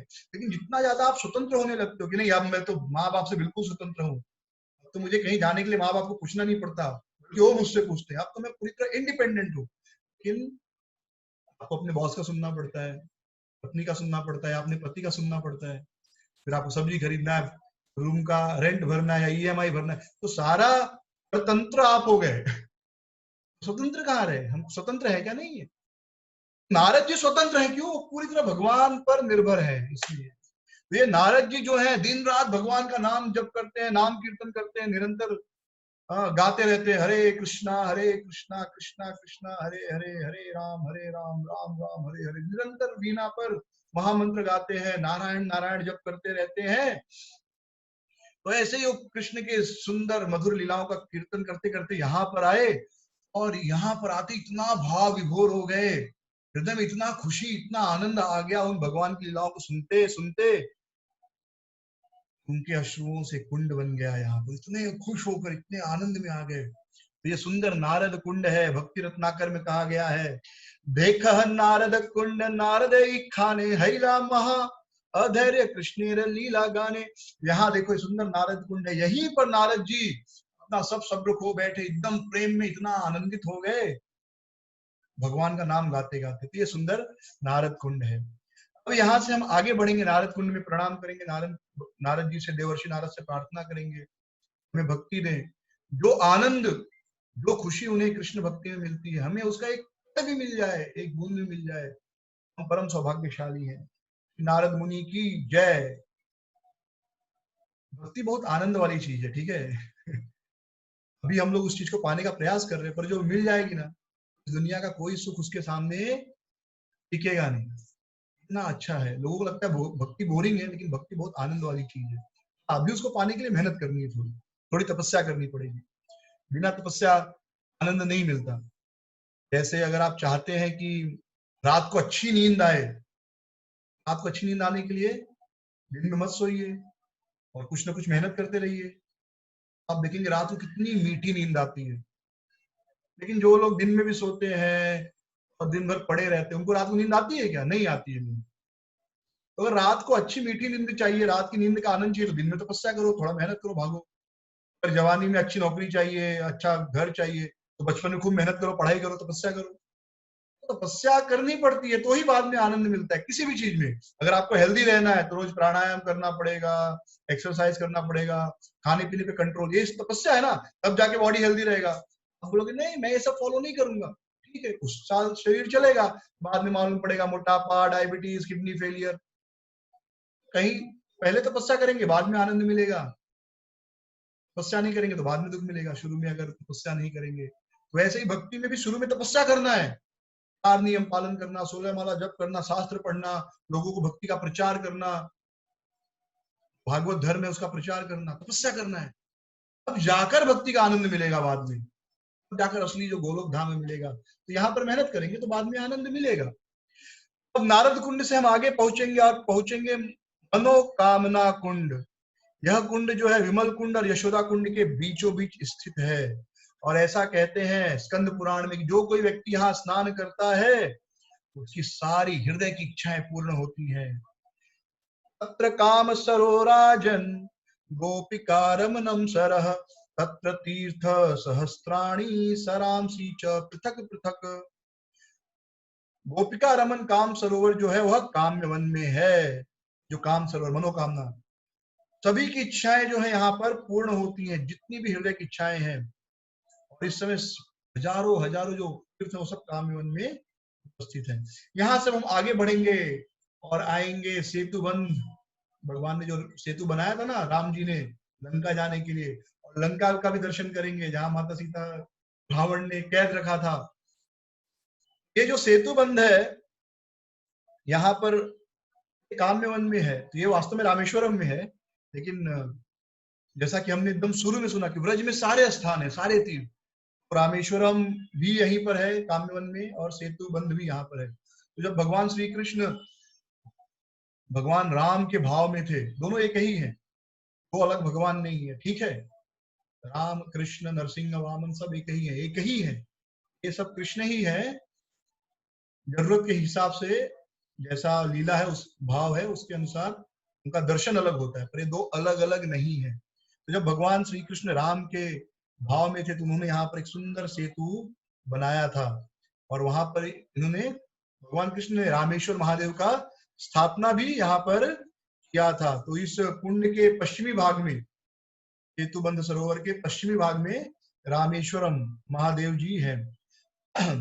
और यहाँ पर थोड़े दक्षिण में एक टापू है, पहाड़ है, छोटा सा पहाड़, पर्वत जैसा, टापू बोलते हैं, शिला बोलते हैं उसको, छोटी सी पहाड़ी है। वो श्रीलंका है, लंका है, और बीच में थोड़ा सा नदी या पानी सरोवर जैसा है। तो हुआ क्या, एक दिन भगवान श्री कृष्ण यहाँ पर एक वृक्ष के नीचे बैठे थे, इस सरोवर के उत्तरी भाग में, गोपियों के साथ बैठे थे, गोपियों के साथ हास्य परिहास कर रहे थे, जोक मार रहे थे श्रीमती राधा रानी के साथ, और इस प्रकार हास्य परिहार चल रहा था। उसी समय बहुत सारे बंदर उछल उछल कर भगवान के पास आने लगे, खूब लंबी लंबी छलांगे, कोई ऊपर जो था पेड़ से कूद जा रहा था सीधे भगवान के चरण में, कोई जो सरोवर कूद कर इस तरफ भगवान की शरण में आ जा रहा था, भगवान के चरणों में आ रहा था। और सारे बंदर बहुत खुश थे कि भगवान राम और बंदरों का तो बड़ा पुराना रिश्ता है, और राम ही कृष्ण है। तो सारे जब बंदर इस प्रकार आए, भगवान ने देखा उन सबको, और भगवान ने बड़ी स्तुति करने लगे, अरे ये बंदर देखो कितने बहादुर, इतनी ऊंची ऊंची कूद मार रहे हैं। और उन्होंने कहा कि देखो, बंदर इतने महान है कि स्वयं भगवान श्री राम ने भी इन बंदरों की मदद ली, इनकी सहायता ली। सच में ये बंदर बड़े भाग्यशाली हैं।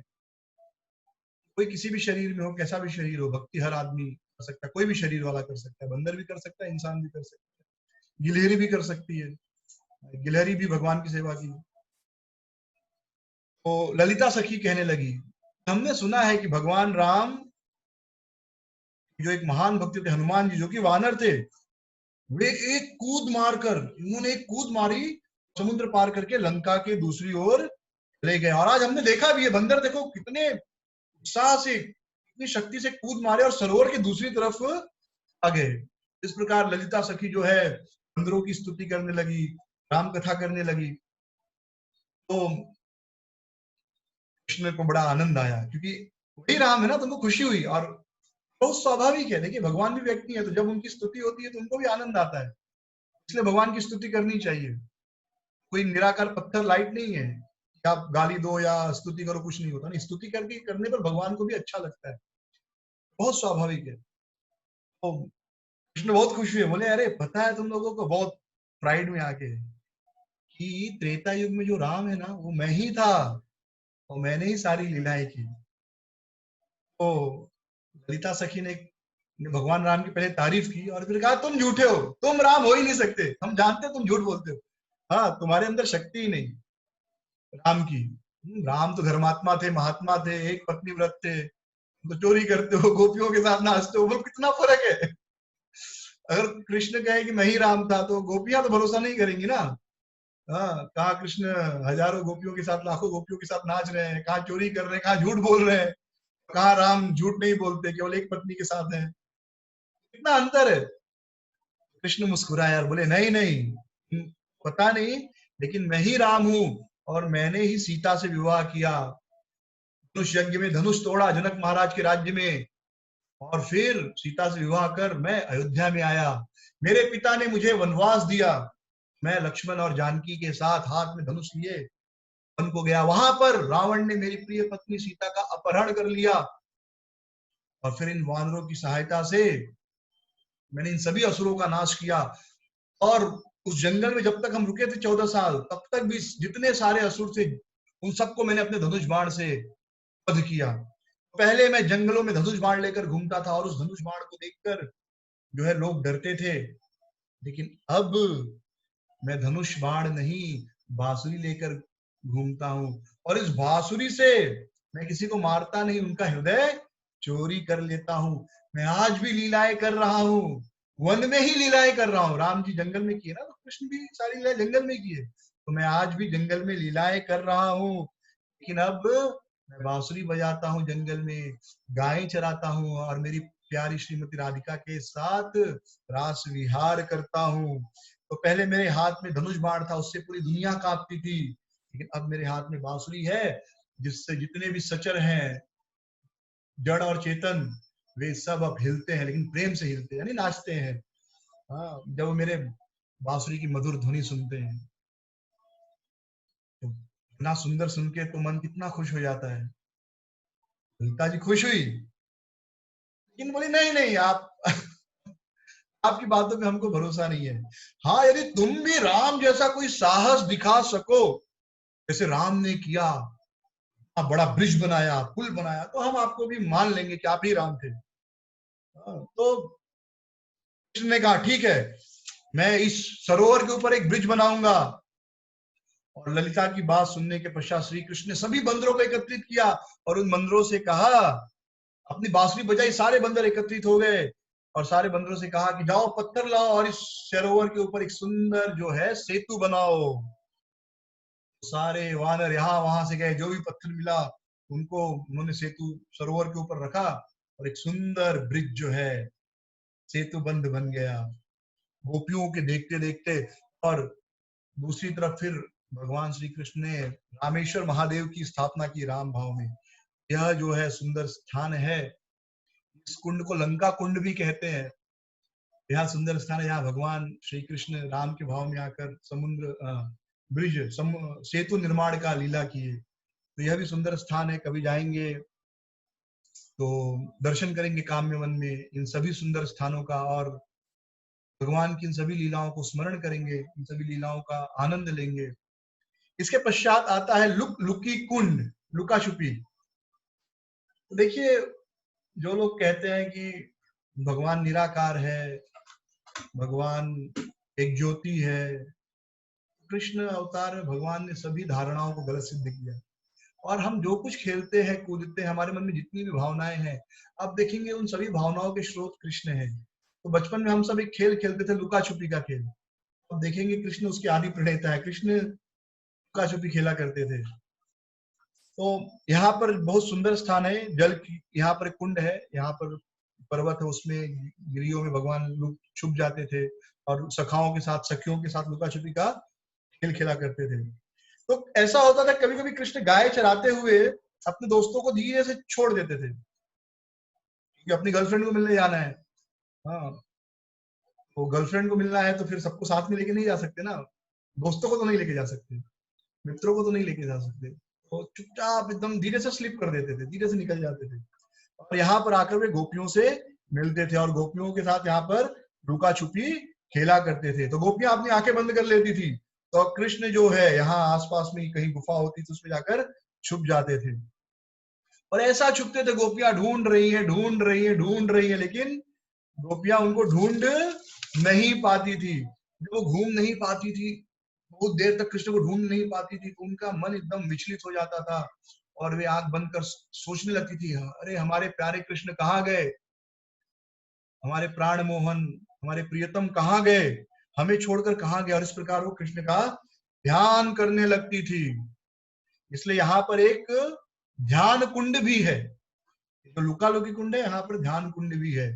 एक कृष्ण का ध्यान करने लगती थी और कृष्ण जिस गुफा में छुपते थे उस गुफा का नाम पड़ा लुक लुका कुंड। लुक लुका कंदार, यानी कंदर मतलब पर्वत। तो कुंड के बगल में ये सारे स्थान है, ध्यान ध्यान कुंड और लुक लुका कुंड। इस प्रकार भगवान गोपियों के साथ और सखाओं के साथ भी लुका छुपी खेला करते थे। इसके आगे सुंदर स्थान है, आगे नहीं, वही जो पर्वत जहां भगवान लुका छुपी खेलते थे, चरण पहाड़ी। यहाँ पर भगवान श्री कृष्ण और उनके सखाओं का, सखियों का जो है चरण चिन्ह है, कहते कि आज भी है अवेलेबल। जब भगवान बांसुरी बजाते थे यहाँ पर, भगवान छुपे हुए होते थे, तो गोपियां ढूंढती थी नहीं ढूंढ पाती थी। तो जब भगवान कहीं नहीं मिले तो फिर भगवान यहाँ मिलते हैं हृदय में। हृदय में कब मिलेंगे भगवान, जब ध्यान लगा के बैठ जाओ। गोपियां बैठकर ध्यान करने लगती थी, तो कृष्ण की सभी लीलाओं का स्मरण करने लगती थी और भगवान अपनी बांसुरी बजाने लगते थे इस समय। तो उनकी बांसुरी की आवाज सुनते ही गोपियों का ध्यान टूट जाता था। एक बहुत सुंदर भजन है, जब कृष्ण बांसुरी बजाते तो इतना बांसुरी बजाते इतना सुंदर कि शंकर जी का ध्यान टूट जाता है।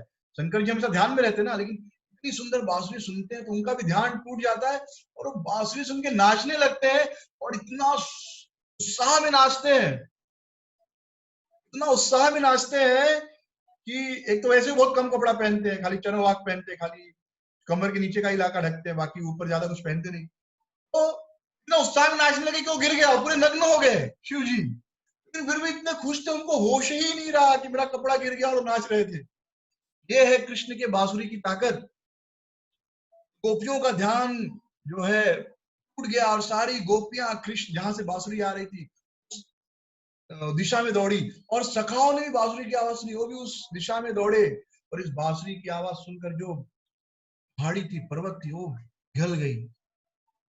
जड़ चेतन हो जाता है, चेतन जड़ हो जाता है, यही शक्ति है। जो पहाड़ी थी पिघल गई, और कोई चीज अगर पिघली हो या गीली हो उस पर आपके पैरों का निशान पड़ जाता है, बराबर है। कड़क चीज पर नहीं पड़ेगा, लेकिन कोई पिघला हुआ उस पर आप हाथ डालो निशान आ जाएगा। तो ये सभी सखाओं के, सखियों के, यहाँ तक कि गैयों के भी पैरों के निशान यहाँ पर पड़ गए। और आज 5000 साल बीत गए हैं, लेकिन फिर भी ये निशान आप देख सकते हैं। तो अब हम लोग लुका लुकी कुंड का दर्शन करेंगे। बहुत क्लियर दर्शन नहीं है, लेकिन फिर भी मानसिक रूप से आप लुका लुकी कुंड में प्रणाम करेंगे और उसके बाद फिर चरण पहाड़ी के दर्शन करेंगे। तो ये है लुका लुकी कुंड। देखिए बीच में एक जगह कुंड दिख रहा है, शायद ये है स्थान। कुंड चारों ओर पानी है। यहाँ पर कोई मंदिर वगैरह बनाया नहीं, क्योंकि भारत में अब धर्म जो है वो गिरते जा रहा है, लोग धर्म ज्यादा वैल्यू नहीं देते, तो यहाँ पर ज्यादा निर्माण नहीं हुआ, तो ऐसे ही पड़ा हुआ है सब कुछ। बगल में चरण पहाड़ी है, श्री कृष्ण के चरण दर्शन करेंगे पहाड़ी पे। देखिए ये है चरण पहाड़ी, यहाँ पर चरण दर्शन है, दर्शन कीजिए अच्छे से। स्क्रीन हिल रहा है बट ठीक है, वो हो जाता है कभी कभी। तो चरण पहाड़ी से आगे बढ़ेंगे और विह्वल कुंड आएंगे। यह जो कुंड है यह चरण पहाड़ी करीब ही है। यहाँ पर 5 सखाओं नाम से कुंड है। गोपियां जो है कृष्ण प्रेम में एकदम विह्वल हो गई थी। जब उनकी बांसुरी सुनी, उन्होंने उनकी बांसुरी सुनी तो एकदम विह्वल हो गए। विह्वल यानी जैसे आप किसी को स्मरण करते हैं और फिर मन पूरी इच्छा करता है कब उसको गले लगा लूं, कब उससे मिल लूं, उसको कहते हैं विह्वल होना, एकदम ओवरवेल्म्ड हो जाना। तो ऐसा कब होता है? जब हम बहुत खुश होते हैं, स्पेशली खुशी के अवसर में यह होता है, ओवरवेल्म्ड, बहुत खुश हो जाना। तो ये विशेष रूप से जब प्रेमी प्रेमिका के बीच का जो प्रेम होता है उस समय ये भावना बहुत प्रबल होती है। या कोई बेटा खो गया है और बहुत दिनों के बाद माँ को मिला, ऐसा कुछ स्थिति हो जब विशेष प्रेम उत्पन्न होता है। तो कृष्ण की मधुर बांसुरी सुनी तो गोपियां एकदम विह्वल हो गई। और यह स्थान इसी स्थान पर, इसलिए स्थान का नाम पड़ा विह्वल कुंड। तो यह चरण पहाड़ी, विह्वल कुंड, लुका लुकी कुंड, ध्यान कुंड, ये सब आसपास में ही है। इसके पश्चात हम आगे बढ़ेंगे और यहाँ पर श्री बोधानंद सरस्वती जी का भजन कुटीर भी है और यशोधरा कुंड भी है। तो यशोधरा जो गोस रानी जो है, ये यशोदा जी के, यशोधरा गोप की बेटी है, उनके नाम से इस कुंड का नाम पड़ा यशोधरा कुंड। इसके पश्चात हम आएंगे श्री प्रबोधानंद सरस्वती का भजन कुटीर। तो हम गौड़ी वैष्णव, हम इस्कॉन वाले हैं, हरे कृष्ण हरे रामा। कोई अलग संस्थान, एक इस्कॉन संस्था है, एक ऑर्गेनाइजेशन है, लेकिन हमारा धर्म हिंदू धर्म ही है, सनातन धर्म ही है। इस्कॉन कोई अलग धर्म नहीं है। इस्कॉन एक संस्था है जो सनातन धर्म का प्रचार करती है, भगवत गीता का प्रचार करती है। इस्कॉन धर्म नहीं है, ये याद रखिए, दोनों में अंतर है। इस्कॉन संस्था है। इस्कॉन संस्था वाले हैं गौड़ी वैष्णव संप्रदाय में है, जो सनातन धर्म भगवत गीता का प्रचार करता है। तो हमारे सनातन धर्म में, हमारे गौड़ी वैष्णव में 6 गोस्वामी बहुत प्रसिद्ध हुए, जिसमें एक थे वेंकट भट्ट, दक्षिण भारत के श्रीरंगम स्थान में उनका जन्म हुआ था। तो वेंकट भट्ट के जो अंकल थे, चाचा के पिताजी के भाई, उनका नाम था श्री प्रबोधानंद सरस्वती। वो यहाँ पर भजन किया करते थे, तो वे वेंकट भट्ट के गुरु भी थे। महाप्रभु यहाँ पर जो है दक्षिण भारत यात्रा पर गए थे, तो वेंकट भट्ट के घर पर रुके थे। तो ये प्रबोधानंद सरस्वती कौन है? गौर गणदोष दीपिका में बताया गया है कि तुंग विद्या सखी है, ये तुंग विद्या सखी है। तो जब प्रबोधानंद सरस्वती ने सुना कि महाप्रभु श्रीरंगम में कृष्ण कथा कर रहे हैं, तो वे श्री संप्रदाय छोड़कर ब्रह्म मध्य गौड़ी संप्रदाय में आ गए। श्री संप्रदाय में देखेंगे दक्षिण भारत में श्री संप्रदाय जो बहुत प्रसिद्ध है रामानुजाचार्य का, वे महाप्रभु के फॉलोअर हो गए। फिर उन्होंने, जब महाप्रभु श्रीरंगम से चले गए, तो प्रबोधानंद सरस्वती श्रीरंगम से वृंदावन आ गए, व्रज आ गए, और इस स्थान पर उन्होंने बहुत समय तक भजन किया। जीवन के अंत समय में वे कालियादह वृंदावन गए और वहीं से उन्होंने शरीर छोड़ा। तो आप उनके भजन और समाधि का यहाँ पर दर्शन कर सकते हैं। इसके पश्चात एक सुंदर स्थान आता है, फिसलनी शिला। स्लाइड होता है ना, आप गार्डन में जाते हैं तो कितना मजा आता है, वो स्लाइडिंग वाला, बच्चे स्लाइड करते हैं। और हम लोग भी जब वाटर पार्क में जाते हैं तो स्लाइड करते पानी। लेकिन उस समय ऐसे टेक्नोलॉजी करके यूज नहीं होता था, नेचुरल भगवान के लिए सब कुछ उपलब्ध होता था। एक फिसलनी शिला यहाँ पर इतना प्लेन है, आप उसमें सोएंगे तो स्लिप करके नीचे आ जाएंगे। उस स्थान का नाम है फिसलनी शिला, यहीं पर है, पर्वत है ना सब आसपास। तो भगवान श्री कृष्ण, उनके सखा, फिर राधा रानी और उनकी सखियां भी यहाँ पर आकर फिसला करती थी, मिलते थे। तो देखिए भगवान है रसो वही सह, भगवान कोई बोरिंग व्यक्ति नहीं है। जैसे कुरान में कहा गया है कि उनका काम क्या है, वो कहते हैं कि भगवान मतलब पुण्य आत्माओं को स्वर्ग देना, पापियों को नरक देना, बस इतना ही काम है। नहीं, वो सब तो भगवान ने अपने नौकरों को काम दे रखा है, यमराज जी को, ब्रह्मा जी को, कि तुम लोग ये काम देखो, किसको स्वर्ग देना है, किसको नरक देना है, पृथ्वी निर्माण वगैरह। उन्हें अपने नौकरों को ताकत दे दी है, ब्रह्मा इत्यादि सेवकों को। भगवान केवल एक ही काम करते हैं, फिसलनी शिला पर फिसलते हैं, गोपियों के साथ नाचते हैं, लुका लुकी में लुका छुपी खेलते हैं, दोस्तों के साथ भोजन करते हैं, फिर यमुना जी में तैरते हैं, जल क्रीड़ा करते हैं। अरे पैसे वाला आदमी, जो ताकतवर आदमी है, काम क्यों करेगा? भगवान को काम क्यों करने की जरूरत है? अगर आपके पास खूब पैसा आ जाए तो आप काम करोगे कि आनंद करोगे उस पैसे का?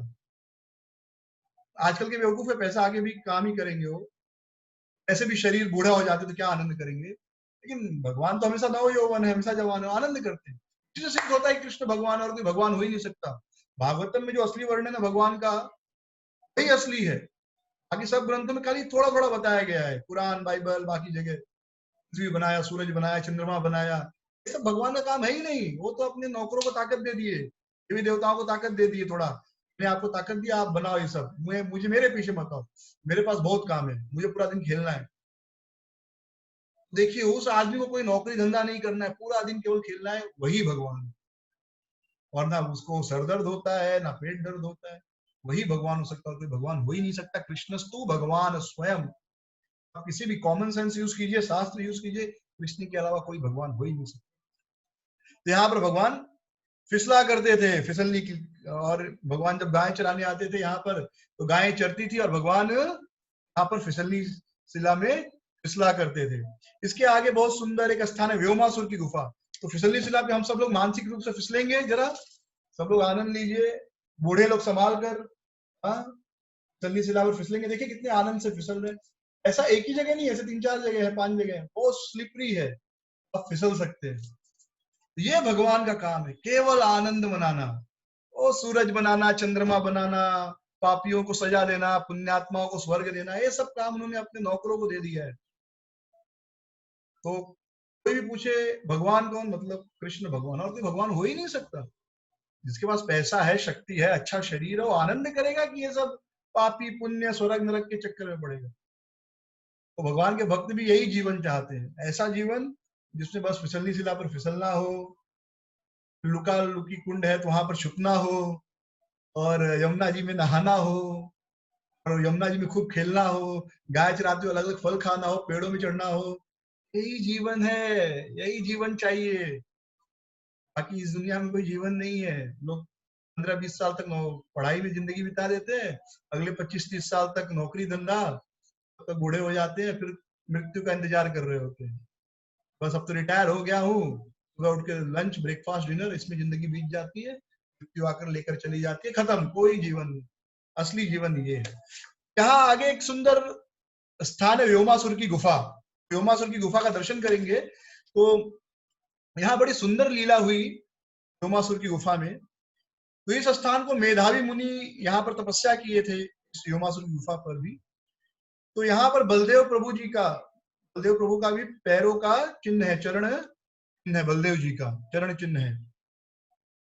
जब भगवान व्योमासुर को मार रहे थे, वध कर रहे थे, तो पृथ्वी थोड़ा हिल रही थी। तो पृथ्वी हिल रही थी तो भगवान बलदेव जी ने अपने पैरों से पृथ्वी को इसे दबाया, ताकि पृथ्वी हिले नहीं। तो उनके चरण चिन्हों का निशान भी है। बड़ी सुंदर लीला हुई। नहीं, एक बार की लीला नहीं, हमेशा होती है, लेकिन कथा कहने के लिए या लिखने के लिए हम लिखते हैं वंस अपॉन अ टाइम, एक बार की बात है। तो ऐसा नहीं कि कृष्ण केवल एक बार ही ऐसा किए, कृष्ण हमेशा ऐसा करते रहते हैं। तो एक बार ऐसा हुआ, यहाँ कृष्ण सभी गायों के साथ, सभी सखाओं के साथ गाय चरा रहे थे, बछड़े थे, गायिया थी। फिर सबने कहा चलो हम लोग चोर पुलिस खेलते हैं। बचपन में हम लोग चोर पुलिस भी खेलते थे। आजकल लोग पबजी खेलते हैं, मैंने सुना है, मैंने थोड़ा सा पढ़ा उसके बारे में कि उसमें कुछ पुलिस पुलिस का होता है, बम बिम फूटता है, आतंकवादी होते हैं, बता रहा था।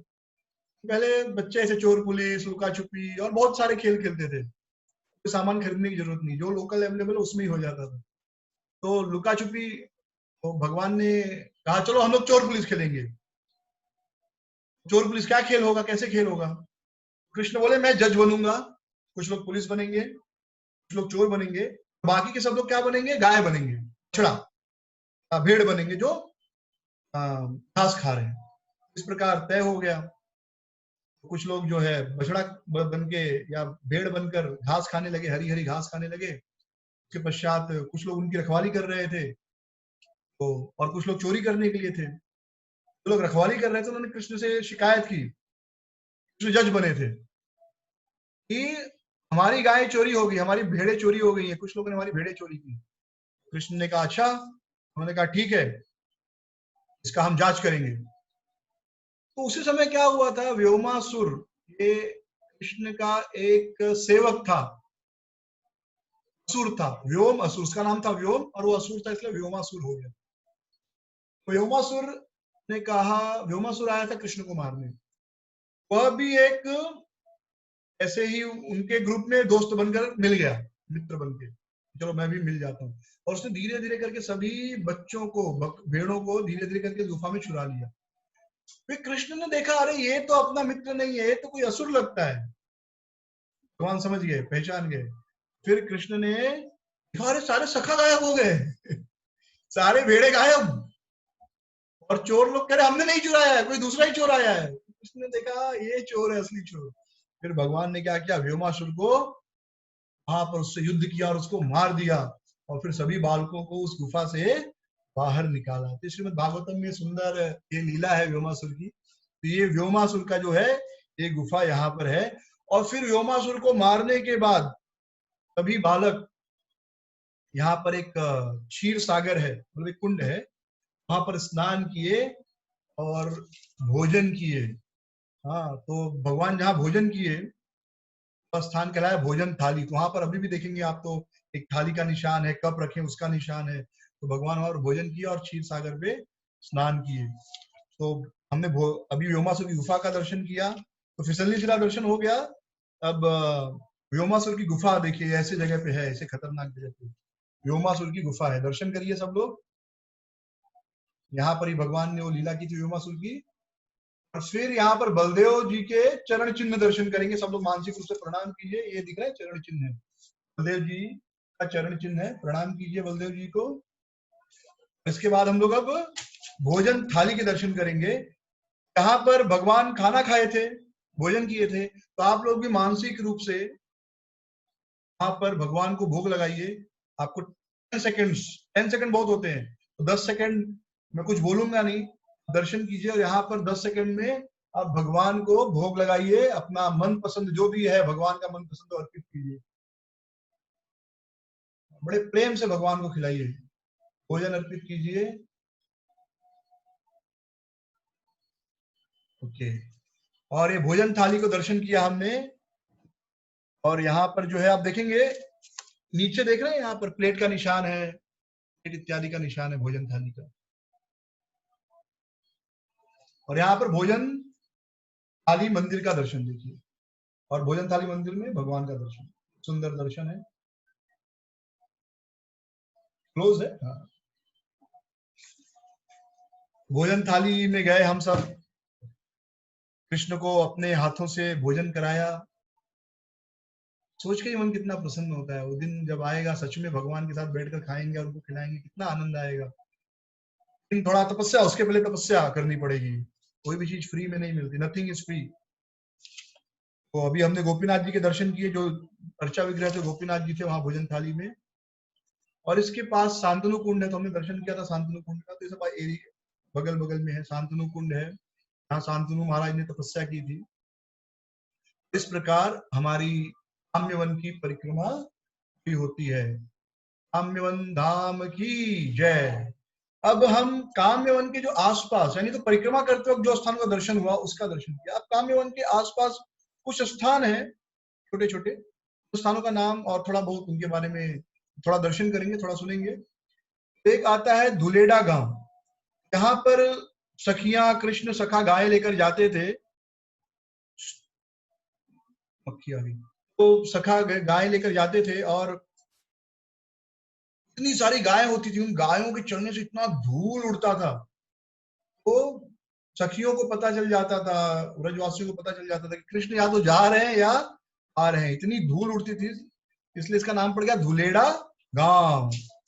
फिर इसके पश्चात हम धुलेड़ा गांव से थोड़ा आगे आएंगे और उधा नामक स्थान पे आएंगे। तो यह वो स्थान है जहां पर जब उद्धव जी मथुरा से नंदगांव जा रहे थे कृष्ण को संदेश देने, अंत में कृष्ण नंदगांव थे ना, भगवान सबसे पहले कहाँ थे? तो शास्त्रों में कहा गया 3 साल 4 महीना भगवान रहते हैं कहाँ पे? गोकुल में। उसके बाद अगले 3 साल 4 महीना कहाँ रहते हैं? वृंदावन में। उसके अगले 3 साल 4 महीना कहाँ रहते हैं? नंदगांव। तो हो गया 10 साल। उसके बाद भगवान चले जाते हैं कहाँ? वृंदावन, सॉरी मथुरा चले जाते हैं। लेकिन कृष्ण 3 साल 4 महीने में वो लगभग 5-6 महीने 6 साल के लगने लगते हैं। 3 साल 4 महीने की उम्र में भी वो 6 साल के लगने लगते हैं। थोड़ा इंटरनेट कनेक्शन थोड़ा लूज है तो आवाज कट हुआ होगा, अभी आ गया। यहाँ पर जब आए थे तो वहां पर ये रुके थे, इस स्थान पर यहाँ पर थोड़ा आराम करने के लिए रुक गए थे। इस स्थान का नाम पड़ा उधा। इसके पश्चात एक गांव आता है कटोरा। यहाँ पर श्री कृष्ण 8 पहर अपने सखाओं के साथ दाम, श्रीदाम, सुदाम, वसुदाम, स्तोक कृष्ण, कोकिल, भृंग, उज्ज्वल, अर्जुन, सुबल, मधुमंगल, इस सखाओं के साथ पूरा दिन खेलते थे।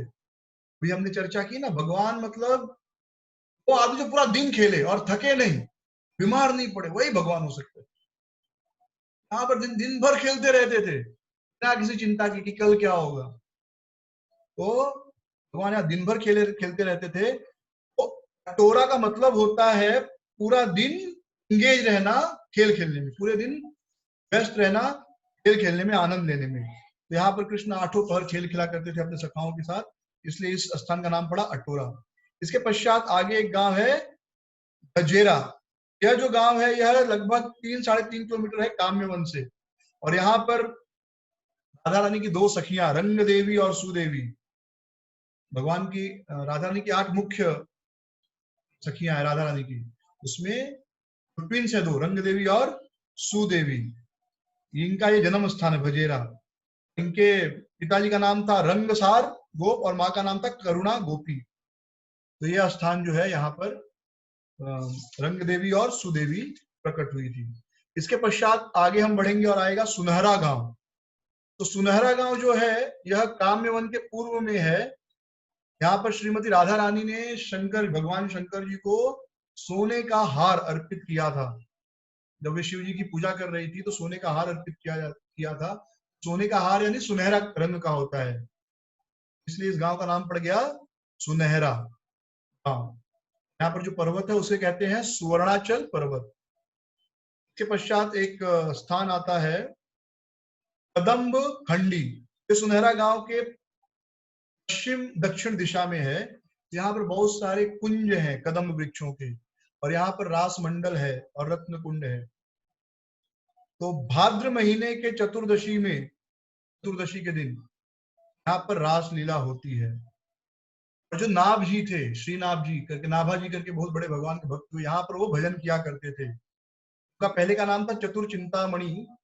बचपन से ही वो भजन करते थे इस स्थान पर, और बहुत बड़े विरक्त थे वे। तो एक बार जब वे भजन कर रहे थे तो भगवान के लिए वो फूल चुन रहे थे। उनकी शिखा थी, दाढ़ी वही तो बनाते नहीं थे। अभी आजकल जैसे हमारे इस्कॉन में हम भक्त लोग हमेशा क्लीन शेव्ड रहते हैं, उसमें वो भजन जो करते थे भक्त लोगों, तो दाढ़ी बढ़ती थी, शिखा जटा बढ़ती थी, तो जटा एक कांटे में अटक गई। 3 दिन तक वो वैसे ही रुके रहे, 3 दिन तक वो वैसे ही रुके रहे। अंत में किशोर किशोरी आया और उन्होंने उनका जाटा जो है ये उसको निकाला उस कांटे झाड़ियों से। तो नाभा जी ने पूछा कौन है आप, कौन है? तो माँ राधा रानी मुस्कुराई।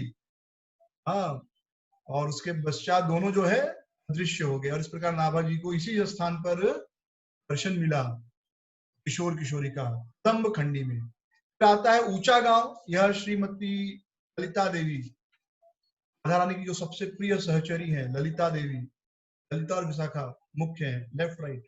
ललिता देवी जो है वो राधा रानी की ओर ज्यादा इंक्लाइंड है। राधा रानी गुस्सा है तो ललिता देवी गुस्सा है। विशाखा जो है, विशाखा देवी वो जो है कृष्ण को मदद करती है राधा रानी से मिलाने में, लेकिन ललिता देवी एकदम गुस्से में रहती है। जहाँ पर उनका गांव है, इसके पश्चात एक स्थान है सखी गिरी पर्वत। तो कभी गए नहीं है सखी गिरी पर्वत, तो कभी जाएंगे। तो ये सब काम्य वन में पड़ता है, बरसाना और काम्य वन के आसपास सब पड़ता है, यानी आप बरसाना जाएंगे तो भी दर्शन कर सकते हैं इन स्थानों का। यहाँ पर ललिता और बाकी की सखियां जो हैं ये भगवान के साथ यहाँ पर इस पर्वत की चोटी पर रासलीला किया करती थी। और यहीं पर एक सुंदर फिसलनी शिला यहाँ पर भी, जहाँ पर राधा रानी अपनी सखियों के साथ फिसलती थी। तो हमें फिसलनी शिला का दर्शन करेंगे। ये है सखीगिरी पर्वत पर फिसलनी शिला है, तो आप लोग भी फिसलिए, भक्ति में फिसलिए। बहुत सुंदर स्थान है। इसके पश्चात हम थोड़ा आगे जाते हैं, तो सखीगिरी पर्वत पर ही एक स्थान है ललिता विवाह मंडप। तो यहाँ पर गोपियों ने कृष्ण और ललिता का विवाह करवाया था। जब कृष्ण 7 साल के थे तो गोपियों ने उनका विवाह कृष्ण से करवाया था। तो एक बार ऐसे ही कृष्ण बैठे थे, बगल में ललिता बैठी थी, सारी सखियां बैठी थी, सब प्रेम से बातें कर रहे थे। तो राधा रानी ने से इशारा किया, तो विशाखा सखी ने क्या किया, समझ गई विशाखा सखी, उन्होंने क्या किया, ललिता सखी की चुनरी और कृष्ण का जो है पट्टा रहा होगा या पीला पीताम्बर जो था, उससे दोनों का गांठ बांध दिया। और उसके पश्चात गांठ बांधने के पश्चात जो है रंग देवी और दूसरी सखियों ने तुरंत शादी के गाने गाने शुरू कर दिए। सोहर बोलते हैं हमारे यहाँ शायद, तो जो शादी का गाना होता है, तो शादी का गाने गाने लगे। और तुंग विद्या थी और दूसरी सखियां जो है वो विवाह के मंत्र उच्चारण करने लगी। और बाकी की जो सखियां थी वो राधा कृष्ण और ललिता सखी के ऊपर फूल डालने लगी। ललिता सखी को कुछ तो डाउट हुआ, कुछ तो हो रहा है। ये शादी के मंत्र क्यों, शादी के गाने क्यों गा रहे हैं, शादी के मंत्र क्यों पढ़ रहे हैं, और हम दोनों के ऊपर क्यों फूल फेंक रहे हैं। ललिता सखी शर्मा गई और शर्मा के वहां से जस्ट ऐसे भागने को देखी, भागने ऐसे उठी और भागने को गई, भाग नहीं पाई क्योंकि गांठ जो थी वो बंदी थी, गांठ बंदी थी। गोपियों ने फिर दोनों को घेर लिया, ललिता सखी और कृष्ण को, और फिर बहुत बड़ा उत्सव हुआ। तो यह स्थान आज ललिता विवाह मंडप के नाम से जाना जाता है। तो देखिए राधा रानी जो है वो कृष्ण वो ईर्ष्या नहीं करते, चाहते सब लोग, कृष्ण सबके हैं, कृष्ण परम भगवान है, कृष्ण जो है सबको प्रेम दे। राधा रानी हर जीव को कृष्ण के पास लाने का प्रयास करती है। इसके आगे एक बहुत सुंदर स्थान है सखीगिरी, ललिता विवाह मंडप दर्शन करिए। ललिता विवाह मंडप है, वहां पर कथा अब हम लोग सुन रहे हैं। यहां से हम लोग आगे जाएंगे और गोपी पुष्करणी, एक सुंदर स्थान है गोपी पुष्करणी, वहां पर पहुंचेंगे। तो सखीगिरी पर्वत पर ही है जो पुष्करणी है, जो कुंड है। ललिता और बाकी सखियां यहाँ पर जो है बहुत सारी जल क्रीड़ा किया करती थी। ऐसा कहते हैं कि देवता भी इस स्थान पर नहीं आ सकते, इतना महत्वपूर्ण स्थान है। इसके पश्चात एक स्थान है सखीगिरी पर्वत पर ही थोड़ा सा पास में, सखी कूप। तो एक बार कृष्ण ललिता बाकी सखियां कृष्ण का इंतजार कर रही थी, इंतजार कर रही थी, इंतजार करते करते बेचैन हो रही थी, कृष्ण कब आएंगे कब आएंगे कब आएंगे। फिर काफी देर बीत गया, कृष्ण आए नहीं, और सखियों को प्यास लगी। तो जब सखियों को प्यास लगा तो सखियों ने क्या किया, सखियों ने वहां पर अपने हाथों से एक कुंड बना लिया, एक कुआं बना लिया, और उससे पानी निकाला और पानी पिया। और जो पानी पी रही थी उसी समय भगवान श्री कृष्ण सुंदर वस्त्रों में वहां प्रकट हुए, और फिर कृष्ण और गोपियों की बहुत सुंदर वार्तालाप हुई वहां पर। यह वह स्थान है सखी कूप स्थान। इसके पश्चात सखी पर्वत से ऊंचा गांव की ओर जब हम जाते हैं तो बीच में एक स्थान आता है त्रिवेणी कूप। त्रिवेणी यानी जहां पर गंगा यमुना और सरस्वती तीनों नदियां मिलती हो।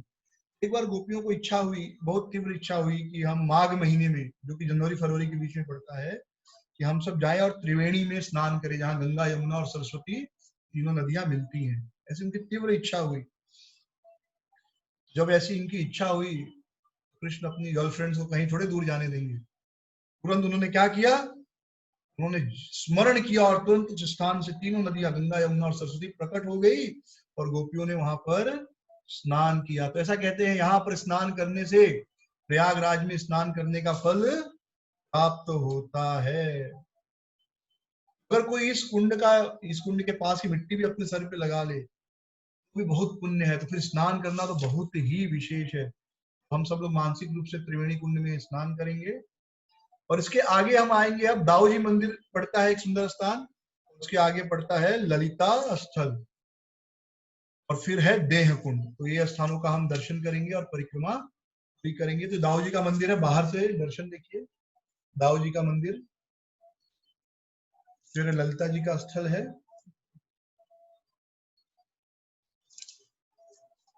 और इसके पश्चात तो ये ललिता सखी का स्थल है। अरोटा पर्वत, यह दाऊ जी मंदिर के बगल में है। ऊंचा गांव इसी पर्वत पर है, ललिता स्थल ऊंचा गांव इसी पर्वत पर है। और यहाँ पे आप देखेंगे तो ललिता जी और उनका घर, बालकनी इत्यादि भी है। तो ललिता जी जो है श्रीमती राधा रानी की, मैंने कहा ना ललिता सखी और विशाखा सखी, तो राधा रानी की सबसे सर्वश्रेष्ठ सेविका ललिता सखी है, फिर विशाखा सखी, सीक्वेंस में देखा जाए तो ललिता सखी का एक नाम है अनुराधा, यानी सेम राधा रानी जैसी, राधा रानी की सारी फीलिंग्स, सारी भावनाएं ललिता सखी अपने हृदय में रखती है। और किशोर किशोर यानी कृष्ण और राधा की सारी इच्छाओं को समझकर उनको प्रसन्नता के लिए सारे कार्यों करती हैं। विशेष रूप से राधा रानी की तरफ वो झुकी है, तो उनको अनुराधा कहते हैं। तो राधा उनका नाम है, एक नाम अनुराधा भी है। तो राधा रानी और कृष्ण की सारी सेवाएं, जैसे उनका श्रृंगार करना, उनको वस्त्र पहनाना, उनको अलग अलग तरह की जादूगरी के खेल दिखाना, उनका बिस्तर बनाना, उनके बीच मिलन कराना, ये सारा लीलाएं, ये सारा सेवा जो है ललिता सखी करती है, अनुराधा। तो हमने अभी देखा ललिता जी का साखी विवाह हुआ कृष्ण से, तो राधा ही है, अंतर नहीं है दोनों में। तो यह जो स्थान है, और ललिता सखी इतनी श्रेष्ठ है कि राधा कृष्ण भी उनकी बात को ना नहीं कह सकते। इसके पश्चात एक स्थान आता है देह कुंड। तो दर्शन किया, देह कुंड का दर्शन कीजिए। देह कुंड है, मंदिर है छोटा सा। तो यहाँ बड़ी सुंदर लीला हुई, ऐसी लीला बरसाना में भी हुई है। यह कुंड जो है ललिता स्थल के पश्चिमी भाग में है। तो एक बार राधा कृष्ण यहाँ पर सभी सखियों के साथ झूल रहे थे, उत्सव कर रहे थे। जब जल में विहार करने के बाद राधा कृष्ण अपने वस्त्र पहन रहे थे, आभूषण धारण कर रहे थे, तो एक बहुत गरीब ब्राह्मण उनके पास आया और उन्होंने प्रार्थना की, हे कृष्ण, मेरे पास मेरी एक बेटी है और उसके विवाह का समय हो गया है, लेकिन मेरे पास कुछ लक्ष्मी नहीं, कुछ पैसा नहीं है, मैं उसका विवाह नहीं कर पा रहा हूँ। तो मैं आपसे प्रार्थना करता हूँ, आप मुझे कुछ धन दे दो ताकि मैं उसका विवाह कर सकूं। तो श्री कृष्ण ने कहा कि ठीक है, मेरा धन आपको देता हूँ, और मेरा तो एक ही धन है, श्रीमती राधा रानी, इनके अलावा मेरा कोई धन ही नहीं, यही मेरे सर्वस्व है। श्री कृष्ण के सर्वस्व कौन है? श्रीमती राधा रानी। तो उन्होंने राधा रानी को दान दे दिया उस ब्राह्मण को। ब्राह्मण रोने लगा जोर जोर से। ब्राह्मण ने कहा, पहले मेरे पास एक बेटी थी, उसकी शादी नहीं कर पा रहा हूँ, अब तो दो बेटियां हो गई, दोनों की शादी कैसे करूंगा? उस ब्राह्मण को वास्तव में थोड़ा सा पैसा चाहिए था, थोड़ा सा सोना चाहिए था। तो ब्राह्मण ने कहा, नहीं, कृपा करो, मैं दो बेटियों का शादी नहीं कर सकता। जो वो भी कितना ऊंचा भाव है, उसे राधा रानी को अपनी बेटी मान लिया तुरंत। तो कृष्ण ने कहा, ठीक है, एक सुंदर तुला बना, एक तरफ राधा रानी बैठी और दूसरी तरफ कृष्ण ने सोना रखा। राधा रानी के वजन बराबर सोना उन्होंने जो है तो ब्राह्मण को दिया। तो सुंदर लीला वहां पर हुई है। इसी देह कुंड के किनारे पर वेणी शंकर महादेव जी का मंदिर है, सुंदर मंदिर है। ऐसा कहते हैं, जो कोई भी वेणी शंकर महादेव जी का दर्शन लेता है और स्नान करता है, उसे त्रिवेणी स्नान का फल प्राप्त होता है। हमारी काम्यवन परिक्रमा और काम्यवन जो लीला स्थली दर्शन है आज पूर्ण हुए, और आज हम यहाँ से अब बरसाना धाम में प्रवेश करेंगे। बरसाना धाम है, ये मान मंदिर है, देखिए सुंदर। तो यहीं पर आज हम विश्राम करेंगे, बरसाना धाम में विश्राम करेंगे, श्रीमती राधा रानी के चरणों की कृपा में आज विश्राम करेंगे। और कल हम बरसाना की परिक्रमा करेंगे और उनकी लीलाओं को